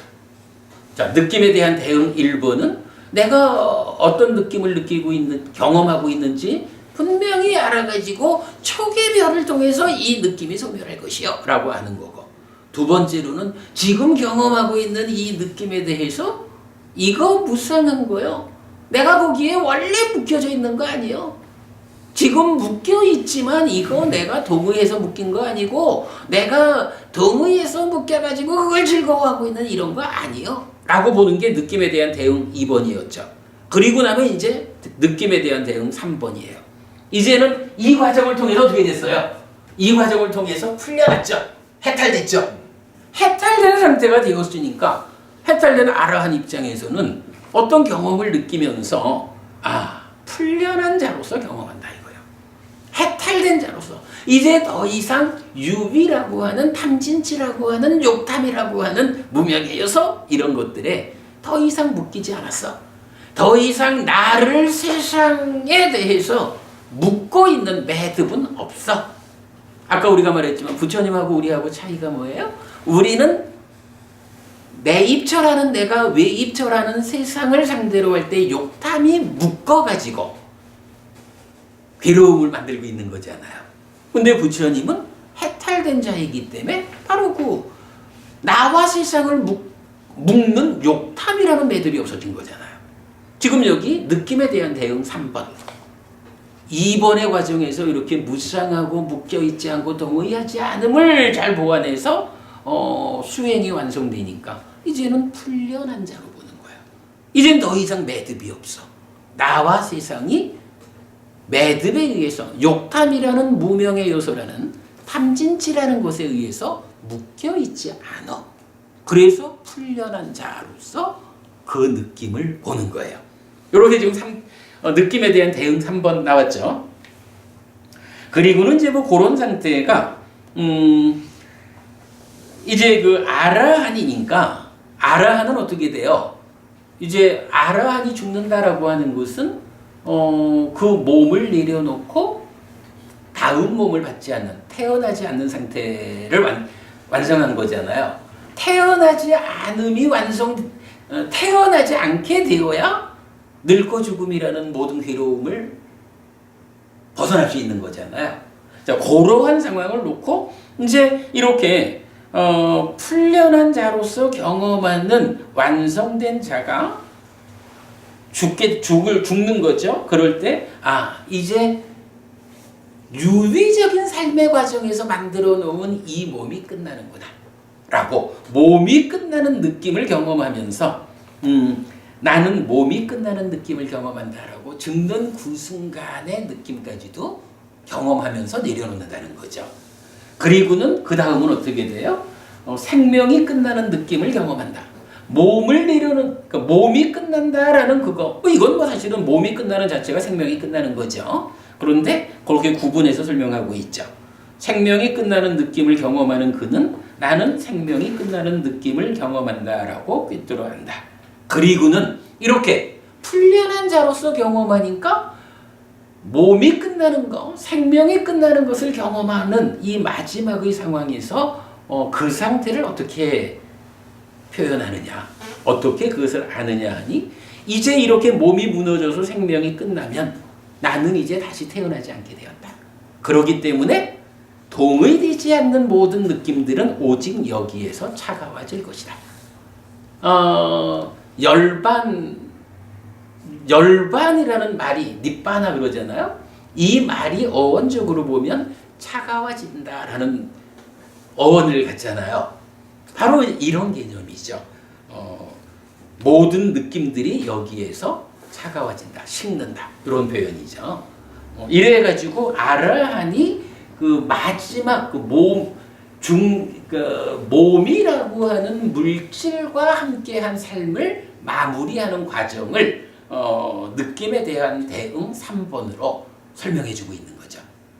이렇게 그 높은 수행 과정에서 깨달음의 과정까지를 느낌에 의해서 설명해주고 있다라는 것을 보았어요. 예를 들면 비구들이요, 기름을 연하고 심지를 연하여 기름 등불이 탄다. 기름과 심지가 다 탄 그것에게 자량이 없으면 꺼진다. 요 비유는 굉장히 유명한 비유죠. 여러 곳에 나오는데 불이 타려면 어쨌든 기름이 있어야 되고 기름을 올려주는 심지가 있어야지 기름 등불이 타죠. 기름하고 심지가 다 타고 나면 그 다음에 더 기름을 제공해주지 않고 심지를 꽂아주지 않으면 불은 그냥 꺼져버리는 거죠. 뭐 이런 상태를 그 가래라고 하는 자량이 없으면, 가래라는 건 그 근본에 뭐예요? 번뇌라고 하는 자량이 없으면, 그죠? 그러한 상태로서 중생의 삶을 마무리하는. 이와 같이 비구들이요, 몸이 끝나는 느낌을 경험하는 비구는 나는 몸이 끝나는 느낌을 경험한다라고 꿰뚫어 안다. 생명이 끝나는 느낌을 경험하는 그는 나는 생명이 끝나는 느낌을 경험한다라고 꿰뚫어 안다. 그는 몸이 무너진 뒤 생명이 끝나면 동의되지 않는 모든 느낌들은 오직 여기에서 차가워질 것이다 라고 꿰뚫어 안다. 그러므로 이렇게 갖춘 비구는 이 최상의 지혜의 토대를 갖추었다.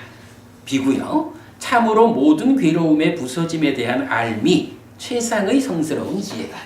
자, 여기에서 이제 우리가 경전을 마무리하는 정리를 해야 돼요.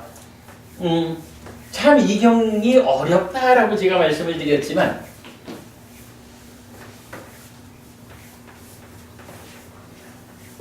경이 시작할 때 어떻게 시작했나요? 네 가지 방법으로 사람을 정의했죠. 사람이 어떻게 정의가 됐나요? 1. 육계 2. 육촉처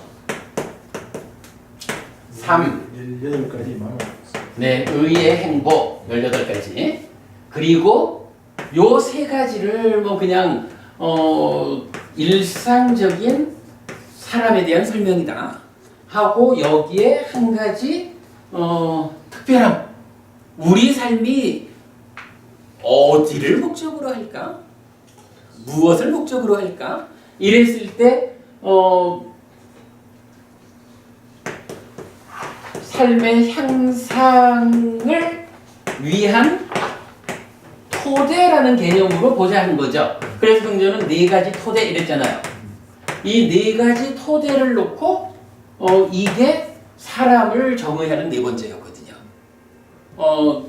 그리고는 이 네 가지 토대가 뭐라고 했냐 하면 1. 지혜 2. 진리 요거 이런 참이라고도 같이 보자 그랬죠. 3이 포기 4가 가라앉음 그랬거든요. 그리고 이렇게 토대가 되는 거니까 지혜, 진리, 포기에서 가라앉음까지를 오면 이 가라앉음이라는 토대 위에 서면 어떻게 된다고요? 토대 위에 서면 사량하지 않는다. 사량이 진행되지 않는다 그랬죠. 그리고 사량이 진행되지 않는 이것이 평화다. 물론 이제 원어로는 뭐 산띠 이래가지고 평화 이래도 되고 고요함 이렇게 말해도 되는데 평화라고 왔어요. 경 시작하면서 부처님이 그 요소의 분석의 대강이라고 말할 때 요렇게 설명하신 거죠. 그러면서 이제 뭐라고 했냐 하면 바로 이런 네 가지 토대를 갖추어 가지고 사량이 진행되지 않음으로써 평화가 완성되는 요걸 위해서 무엇을 해야 된다고 한 거죠. 자, 무엇을 해야 된다고 했나요? 뭐 똑같지 뭐. 지혜를 방일하지 말자. 지혜를 방일하지 말자니까 불방일 이렇게 말할까요? 지혜에 방일하지 말 것. 두 번째가 진리를 보호할 것 이랬죠. 아까 이건 수호를 보호로 바꾸자 그랬고요. 포기는 뭐라고 했나? 개발. 예? 개발. 포기의 개발. 그리고 네 번째가 가라앉음의 평화. 그렇지. 평화 뭐였죠? 평화 공부. 그러니까 평화를 공부하자라고 하는 건 뭐냐 하면 잘 수행해가지고 평화를 실현해라 요 얘기죠. 요렇게 지금 이 경의 큰 맥을 보면 요거예요.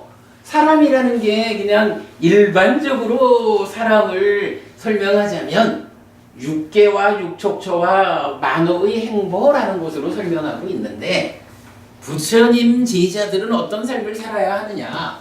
네 가지 토대를 갖추어 가지고 방금 보았지만 해탈되는 삶을 향해서 나아가야 되잖아요. 해탈된 삶을 위한 네 가지 토대라는 것이 이러한 네 가지 토대를 갖추는 게 완성된 사람으로 가는 길이요. 그래서 이 네 가지가 사람을 표현하는 또 하나야. 이렇게 말하는 거죠. 그래가지고 네 가지 토대, 지혜, 진리, 포기, 가라앉음. 왜 가라앉음인가? 가라앉음 맞죠? 그러고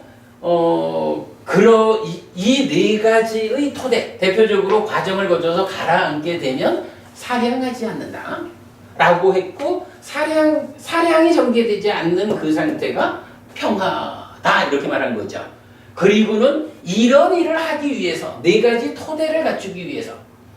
그러니까 앞에 세 가지는 수행을 하든 안 하든, 공부를 하든 안 하든 사람들한테 공평된 거예요. 공성된 거. 그러나 이런 토대를 갖추는 것은 무언가를 해야 되거든. 그 하는 일이 무엇냐라고 하니 지혜, 이게 여기 네 가지 토대를 그대로 말해주거든요. 지혜에 대해서 방일하지 마라. 진리를 보호해라. 포기를 개발해라. 가라앉음에 의해서, 가라앉으면 사량이 전개되지 않고 평화가 완성되니까 이 평화를 공부하라. 이렇게 말했거든요. 결국은 이게 네 가지 토대를 갖추어서 평화로운 삶을 완성해라. 라고 지금 말해주는 거거든요. 요 토대를 갖추기 위해서 해야 할 일이야. 그리고는 시작한 게 뭐냐 하면 어떻게 지혜에 방일하지 않는가? 라고 시작해서 6개에 대한 설명부터 지금까지로 온 거죠.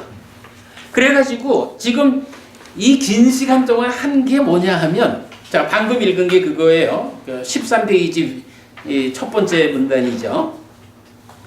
이렇게 갖춘 비구, 즉 모든 느낌들이 여기에서 차가워질 것이다 라고 꿰뚫어 알게 되는 해탈된 삶이 실현된 거죠. 아라한이 된 거야. 그 상황까지를 놓고 뭐라고 했어요.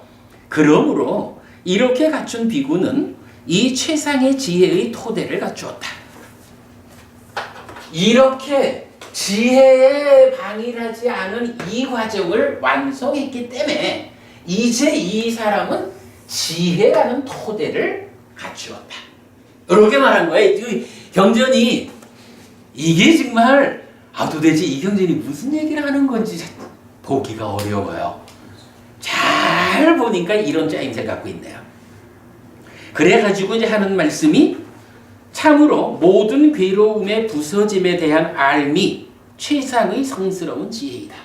자, 지금요 지혜에 방일하지 말 것 해가지고 한 게 뭐냐 하면 즐거운 느낌, 괴로운 느낌, 괴롭지도 즐겁지도 않은 느낌, 유의적인 느낌들이 다 소멸한, 총멸을 통해서 다 소멸한 요 상황을 말한 거죠. 그러니까 이제 그렇게 모든 느낌들이 소멸한. 근데 요거 이렇게 표현하잖아요. 그 번뇌의 영향을 받는 중생의 영역에 있는 한 락고 불고불락 모두 다 괴로움이죠.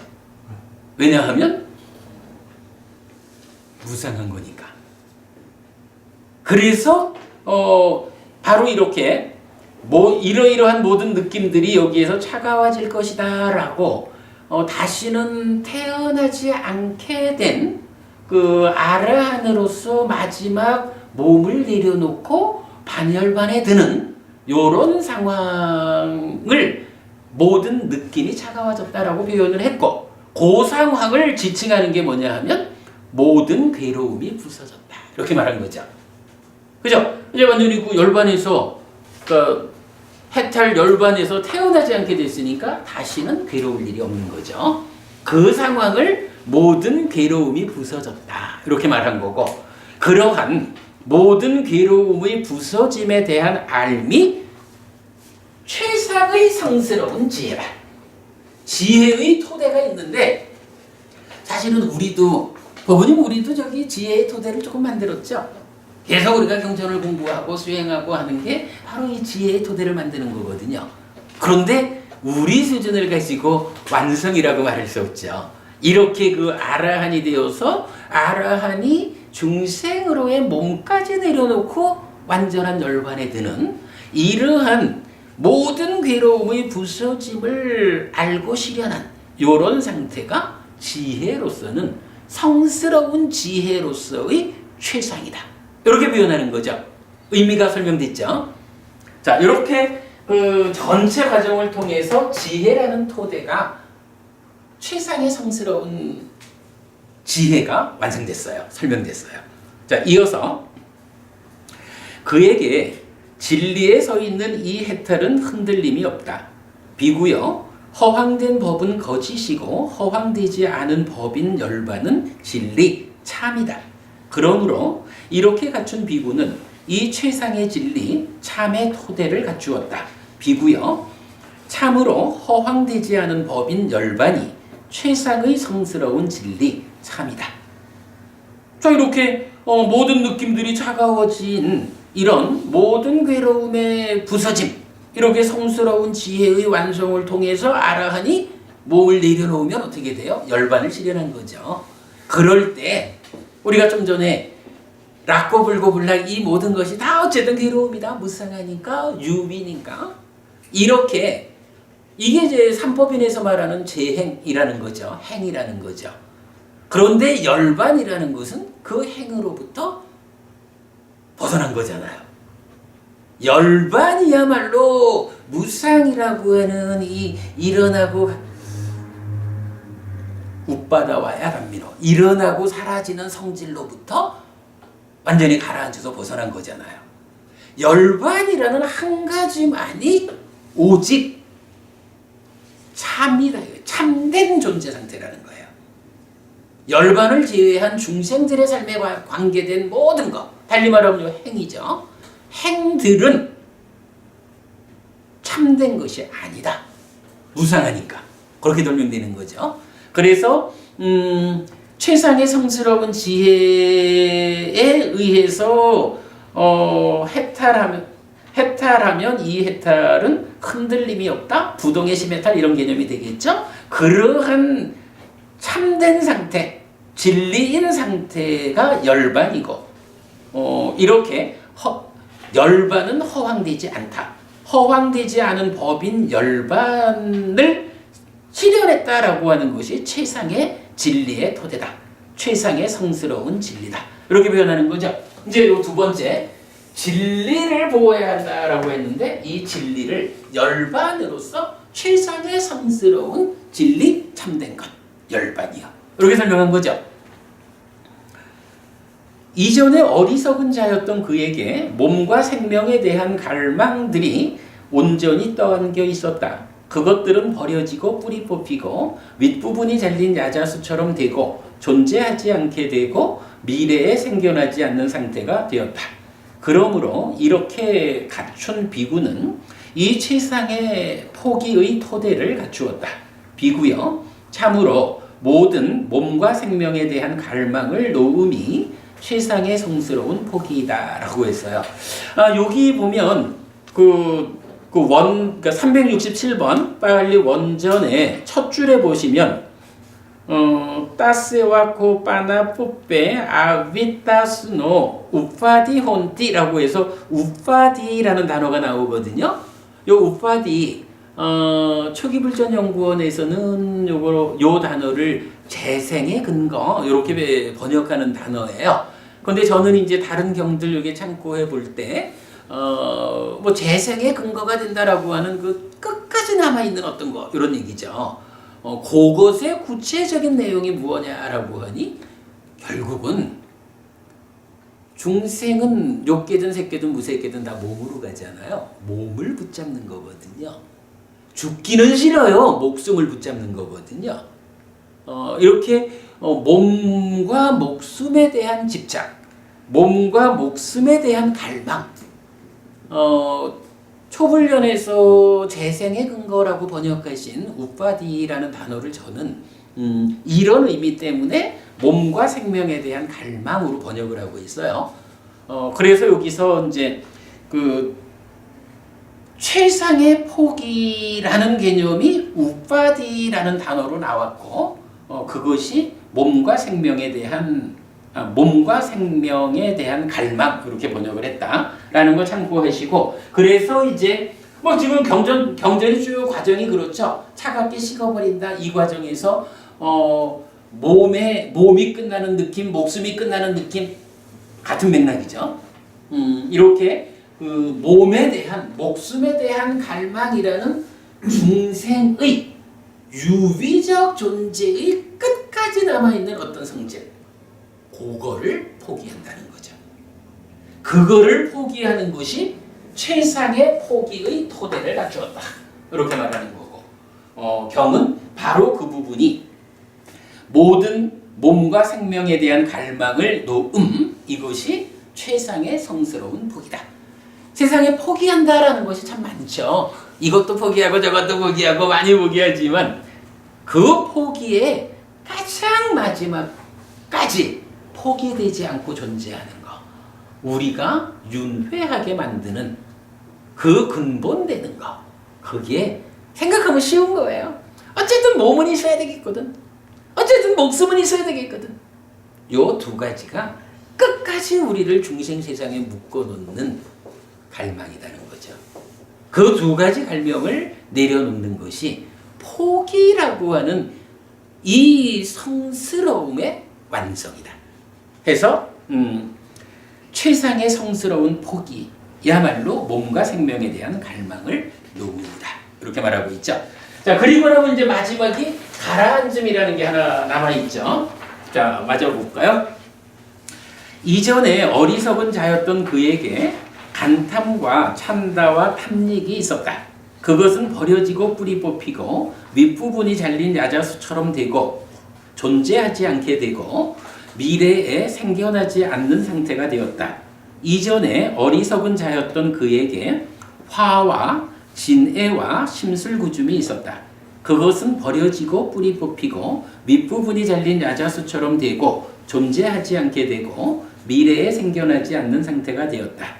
이전에 어리석은 자였던 그에게 무명과 혼란스러움이 있었다. 그것은 버려지고 뿌리 뽑히고 윗부분이 잘린 야자수처럼 되고 존재하지 않게 되고 미래에 생겨나지 않는 상태가 되었다.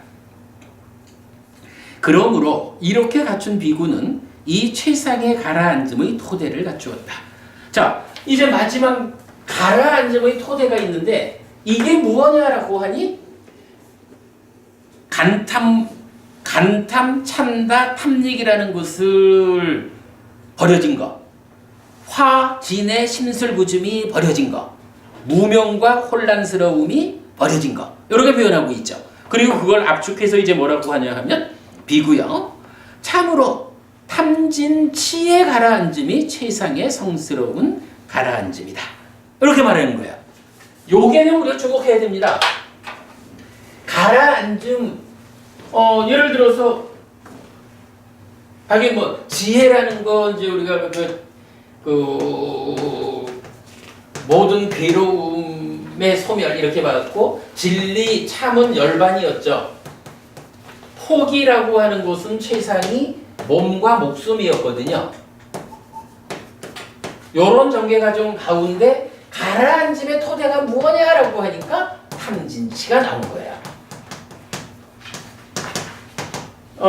제가 이제 그 탐진치 교재에 그 인사말처럼 쓴 내용이 뭐냐 하면 이런 고멸이고 열반이고 몸과 목숨에 관한 이런 모든 것들의 그 문제의 완성이 탐진치가 가라앉는 것이다. 이렇게 해서 탐진치라는 것이 부처님이 설명하는 삶의 이야기의 중심이다. 완성이다. 이런 부분을 좀 표현하고 있는데 바로 여기서 그걸 보여준 거죠. 이렇게 탐진치의 가라앉음이야말로 최상의 성스러운 가라앉음이다. 라고 해서 네 가지 토대의 그 완성의 상태를 제시해주고 있다. 그럼 불교 안에서 가장 중요한 개념이 뭐가 되나요? 고멸이라는 개념, 열반이라는 개념, 몸과 목숨에 대해서 갈망을 이루는다는 개념, 그리고 탐진치라는 개념. 이 네 가지가 불교 안에서 가장 중요한 개념이다 라는 것을 보게 되는 거죠. 그리고는 지혜를 방해하지 말고 진리를 보호해야 하고 포기를 개발해야 하고 평화를 공부해야 한다라고 이렇게 말한 것은 이것을 연하게 말했다. 자, 이렇게 네 가지 할 일이 있다라고 했는데 이 네 가지 할 일이라는 게 왜 이런 말을 했을까? 바로 이런 네 가지 토대의 완성을 설명하기 위해서 이런 해야 할 일을 설명했다. 부처님 이렇게 말씀하신 거죠. 자, 그 다음에 이제 여기에 서 있는 자는 사량이 전개되지 않는다 그랬어요. 자, 그러면 여기에 서 있는 자라고 했는데 여기는 뭐죠?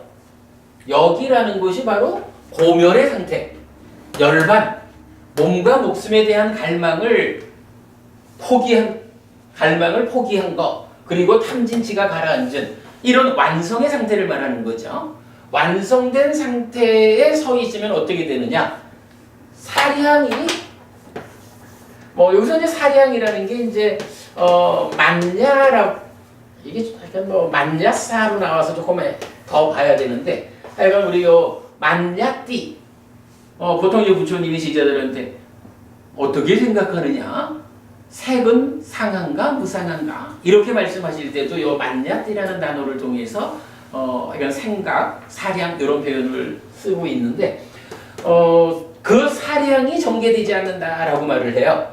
그러니까 만냐띠, 사량이라는 말은 결국은 탐진치가 함께하는 생각작용, 요것을 말한다라고 봐도 되고, 우리 이제 법우님들이 자주 질문하시는 절에 가면 스님들이 분별하지 말라고 말씀을 합니다. 요 얘기를 자주 하시는데 사실은 그 분별하지 말라라는 말의 의미를 위자나띠 하지 마라? 이거는 말이 안 되죠. 위자나띠 하지 마라라는 말이 아니라 사실은 멸이라고 하는 개념을 우리가 그렇게 알듯이 어떤 스님이 분별하지 마 이렇게 말씀을 하셨다면 이것저것 논리적으로 이치에 맞게 잘 판단해서 결정하지 마 이런 얘기로 이해하지 마시고 바로 이런 사량하지 마, 탐진치 위에서 어떤 생각하지 마 이런 의미로 여러분 이해하시면 될 거예요. 아마도 그 분별하지 말라라는 말씀을 번뇌에 영향 없이 살아가라 이런 말씀으로 보면 맞을 것 같아요. 자, 아무튼 이제 그래요. 그래서 이렇게 네 가지 토대, 특히 탐진치가 가라앉은 그런 토대 위에 서 있는 자는 사량이 전개되지 않는다. 사량이 전개되지 않을 때 그는 평화로운 성자라고 불린다. 그래서 이제 평화가 그러니까 탐진치가 가라앉으면 사량이 전개되지 않고 그때가 평화로운 성자니까 평화가 완성된 거죠. 그래서 할 일이라고 말할 때 평화를 공부해라 라고 하는 거는 결국 탐진치를 가라앉혀서 사량이 전개되지 않게 해서 평화를 완성해라 이런 말로 설명이 되죠. 이것은 무엇을 연하여 말했는가? 비구여 나는 있다라는 이것은 사량된 것이고 이것은 나다라는 이것은 사량된 것이고 나는 있을 것이다 라는 이것은 사량된 것이고 나는 있지 않을 것이다 라는 이것은 사량된 것이고 나는 색을 가진 자가 될 것이다 라는 이것은 사량된 것이고 나는 무색을 가진 자가 될 것이다 라는 이것은 사량된 것이고 나는 상을 가진 자가 될 것이다 라는 이것은 사량된 것이고 나는 상을 가지지 않는 자가 될 것이다 라는 이것은 사량된 것이고 나는 상을 가진 것도 아니고 가지지 않은 것도 아닌 자가 될 것이다 라는 이것은 사량된 것이다. 비구여 사량된 것은 병이고 사량된 것은 종기고 사량된 것은 화살이다. 그러나 비구여 모든 사량된 것을 넘어섰기 때문에 평화로운 성자라고 불린다. 탐진치가 완전히 가라앉아서 어떠한 번뇌의 영향도 없이 생각이 진행되기 때문에 삶이 전개되기 때문에 이런 사람을 평화로운 성자라고 부른다. 비구여 평화로운 성자는 태어나지 않고 늙지 않고 죽지 않고 흔들리지 않고 갈망하지 않는다. 여기서 중요한 표현이 하나 나와요. 비구여 그는 태어나게 강제하는 것이 없다. 태어나게 강제하는 거 사실 뭐죠? 경전은 일반적으로 가래가 태어남을 위한 연료가 되는 거 이렇게 말하는 거잖아요. 가래라는 것이 없다. 가래가 없다는 것은 무명이 없는 거고 번뇌가 부서진 거죠. 소멸한 거죠. 요즘 제가 볼 때는 아주 그 특별한 표현 같아요. 그는 태어나게 강제하는 것이 없다. 우리는 생각하면 뭐 좋은 세상에 태어나고 싶어요 이래 말하지만 사실은 가래라는 것이 무명이 번뇌가 내 안에서 강제적으로 나를 윤회하게끔 다시 태어나게끔 만드는 거죠. 그렇게 이해하자고요. 태어나지 않는 그가 어떻게 늙을 것이고 늙지 않는 그가 어떻게 죽을 것이고 죽지 않는 그가 어떻게 흔들릴 것이고 흔들리지 않는 그가 어떻게 갈망할 것인가. 여기에 서 있는 자는 사량이 전개되지 않는다. 사량이 전개되지 않을 때 그는 평화로운 성자라고 불린다. 라고 이렇게 말한 것은 이것을 연하여 말했다. 비구요. 그대는 간략히 설한 이 여섯 요소의 분석을 명심하라. 여기까지 해가지고 이 요소의 분석에 대한 부처님 가르침이 끝난 거예요. 자, 뭐 시간이 많이 지났지만 그래도 경전 마무리 읽고 끝내겠습니다. 그러자 뿌꾸사띠 존자는 참으로 스승께서 나에게 오셨다. 참으로 선석께서 나에게 오셨다. 참으로 정등각께서 나에게 오셨다라며 자리에서 일어나 윗가사를 한쪽 어깨가 드러나게 입고 세존의 발에 머리를 대고 세존에게 이렇게 말했다. 아까 시작할 때 뭐라 그랬냐면 부처님하고 얘기하는데 부처님을 도반이여 막 이렇게 불렀잖아요. 북고사띠가. 근데 법을 설하는 말씀을 듣고 보니까 아이고 이분이 스승이시구나 이렇게 이제 알아버린 거죠. 이제 그런 상태입니다. 대덕이시여 무지와 어리석음과 능숙하지 못함 때문에 제가 잘못을 저질렀습니다. 세존을 도반이라는 말로 불러야 한다고 생각한 저에게 대덕이시여 세존께서는 미래의 단속을 위해서 잘못을 잘못으로부터 놓아주십시오. 잘못에 대한 참회를 받아주십시오. 라고. 비구여 나를 도반이라는 말로 불러야 한다고 생각한 그대는 참으로 무지와 어리석음과 능숙하지 못함 때문에 잘못을 저질렀다. 그러나 비구여 그대가 잘못을 잘못으로부터 본 뒤에 법답게 바로잡았기 때문에 그대를 우리는 받아들인다.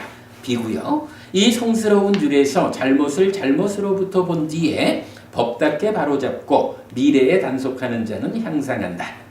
대덕이시여 저는 세존의 앞에서 구족계를 받고자 합니다. 이게 무슨 얘기인가요?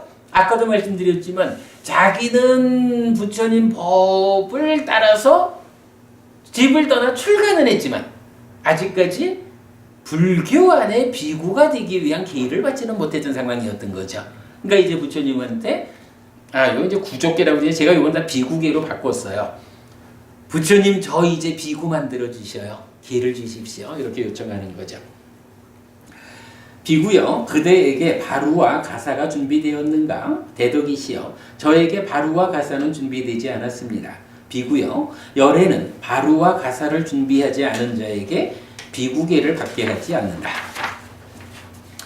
그러자 뿌쿠사띠 존자는 세존의 말을 동의하고 감사한 뒤에 자리에서 일어나 세존에게 절한 뒤 오른쪽으로 돈 뒤에 바루와 가사를 구하기 위해 떠났다.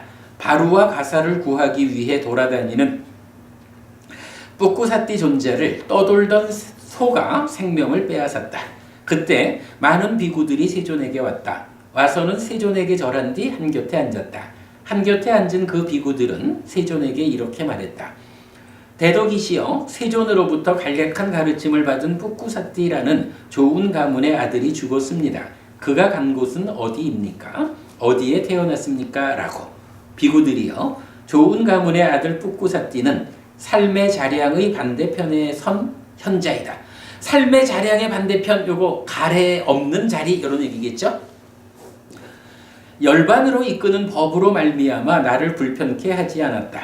비구들이여 좋은 가문의 아들 뿌꾸사띠는 오하분결을 완전히 부수었기 때문에 화생했다.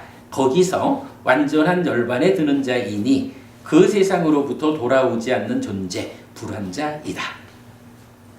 세존은 이렇게 말했다. 그 비구들은 아주 기뻐서 세존의 말씀에 동의하였다. 이랬어요. 어려운 경이죠. 그래도 전체적인 그 주제를 모아보니까 또 뭐 좀 주제를 구조적으로 이해하고 나면 그렇게 어렵지 않게 사실은 불교의 그 가르침의 어떤 핵심을 말해주는 경전 이렇게 말해도 좋을 것 같아요. 굉장히 어렵고도 중요한 경전 2주간에 걸쳐서 공부 마쳤습니다. 수고하셨습니다. 네, 수고하셨습니다. 다른 나무들은 꼬리를 잘라야지 이게 나무가 붙잖아요. 근데 여기서 야자수 나무는 다른 책에도 보면 윗부분을 자르면 존재하지 않는다는 게 우리는 이제 여기 그 지방에서 나무를 모르니까. 그게요. 이게 그 부처님 아라한을 설명할 때 많이 나오는 표현이거든요. 윗부분이 잘린 야자수처럼 되고 이랬는데, 뭐 이제 번역에 따라서 이제 저는 요거를 이제 빨리요 그대로 그냥 윗부분을 잘린 이렇게 했고, 또 다른 곳에서는 뭐 몸통만 남은 이렇게 하던가요? 그 몸통만 남은 게 윗부분이 잘린 거예요. 근데 이거는 뭐냐 하면 법원님 말씀대로 뿌리채 뽑아버리면 되잖아. 근데 이제 그와는 다르게 표현하자면 우리 그 식을 보자면 식이라는 것은 지난 과정 동안 누적되어 왔고 누적된 위에 매 순간의 삶을 또 쌓으면서 커가잖아요. 야자수가 뭐 이렇게 있잖아요. 근데 뭐 나무들이 다 그런지 모르겠는데 야자수는 요 머리 부분 열매가 달리는 그 머리 부분을 자르면 이제 성장이 멈추는 거야. 성장이 멈추는 거거든요. 그러면 이거를 이렇게 봐도 되죠? 우리가 이제 계속 행에 대한 이야기 할 때도 보면 그 행이 멈추기만 하면 되잖아. 행이 멈추면 그게 깨달음이 되잖아요. 그러니까 성장하지만 않는 상태. 깨달음에 대한. 다른 열매와 다른 나무와 달리 야자수는 이제 그래서 이렇게 비유를 하시는 거죠. 그럴 거예요. 그러니까 제가 뭐 약간 자세히는 모르지만 야자수는 그 머리 부분을 딱 자르면 더 이상 크지를 못한다는 거야. 그러니까 이제 요거를 사면 요 식이 아니 근데 이게 사실은 필요한 게 만약 요거를 좀 표현을 달리하자 그러면 아라한이 되어도 지난 윤회하는 삶의 과정 동안 누적되어 있는 식을 다 어떻게 처리해야 된다 이래 되면 곤란하잖아. 근데 지난 삶이 누적된 거는 그냥 있는 거예요. 다만 새로 만들어 쌓지만 않으면 되거든. 불교 수행이 가능성을 가지는 게 사실은 여기 있지. 그거를 나타낸다라고 보시면 될 거예요. 예, 좋은 질문입니다.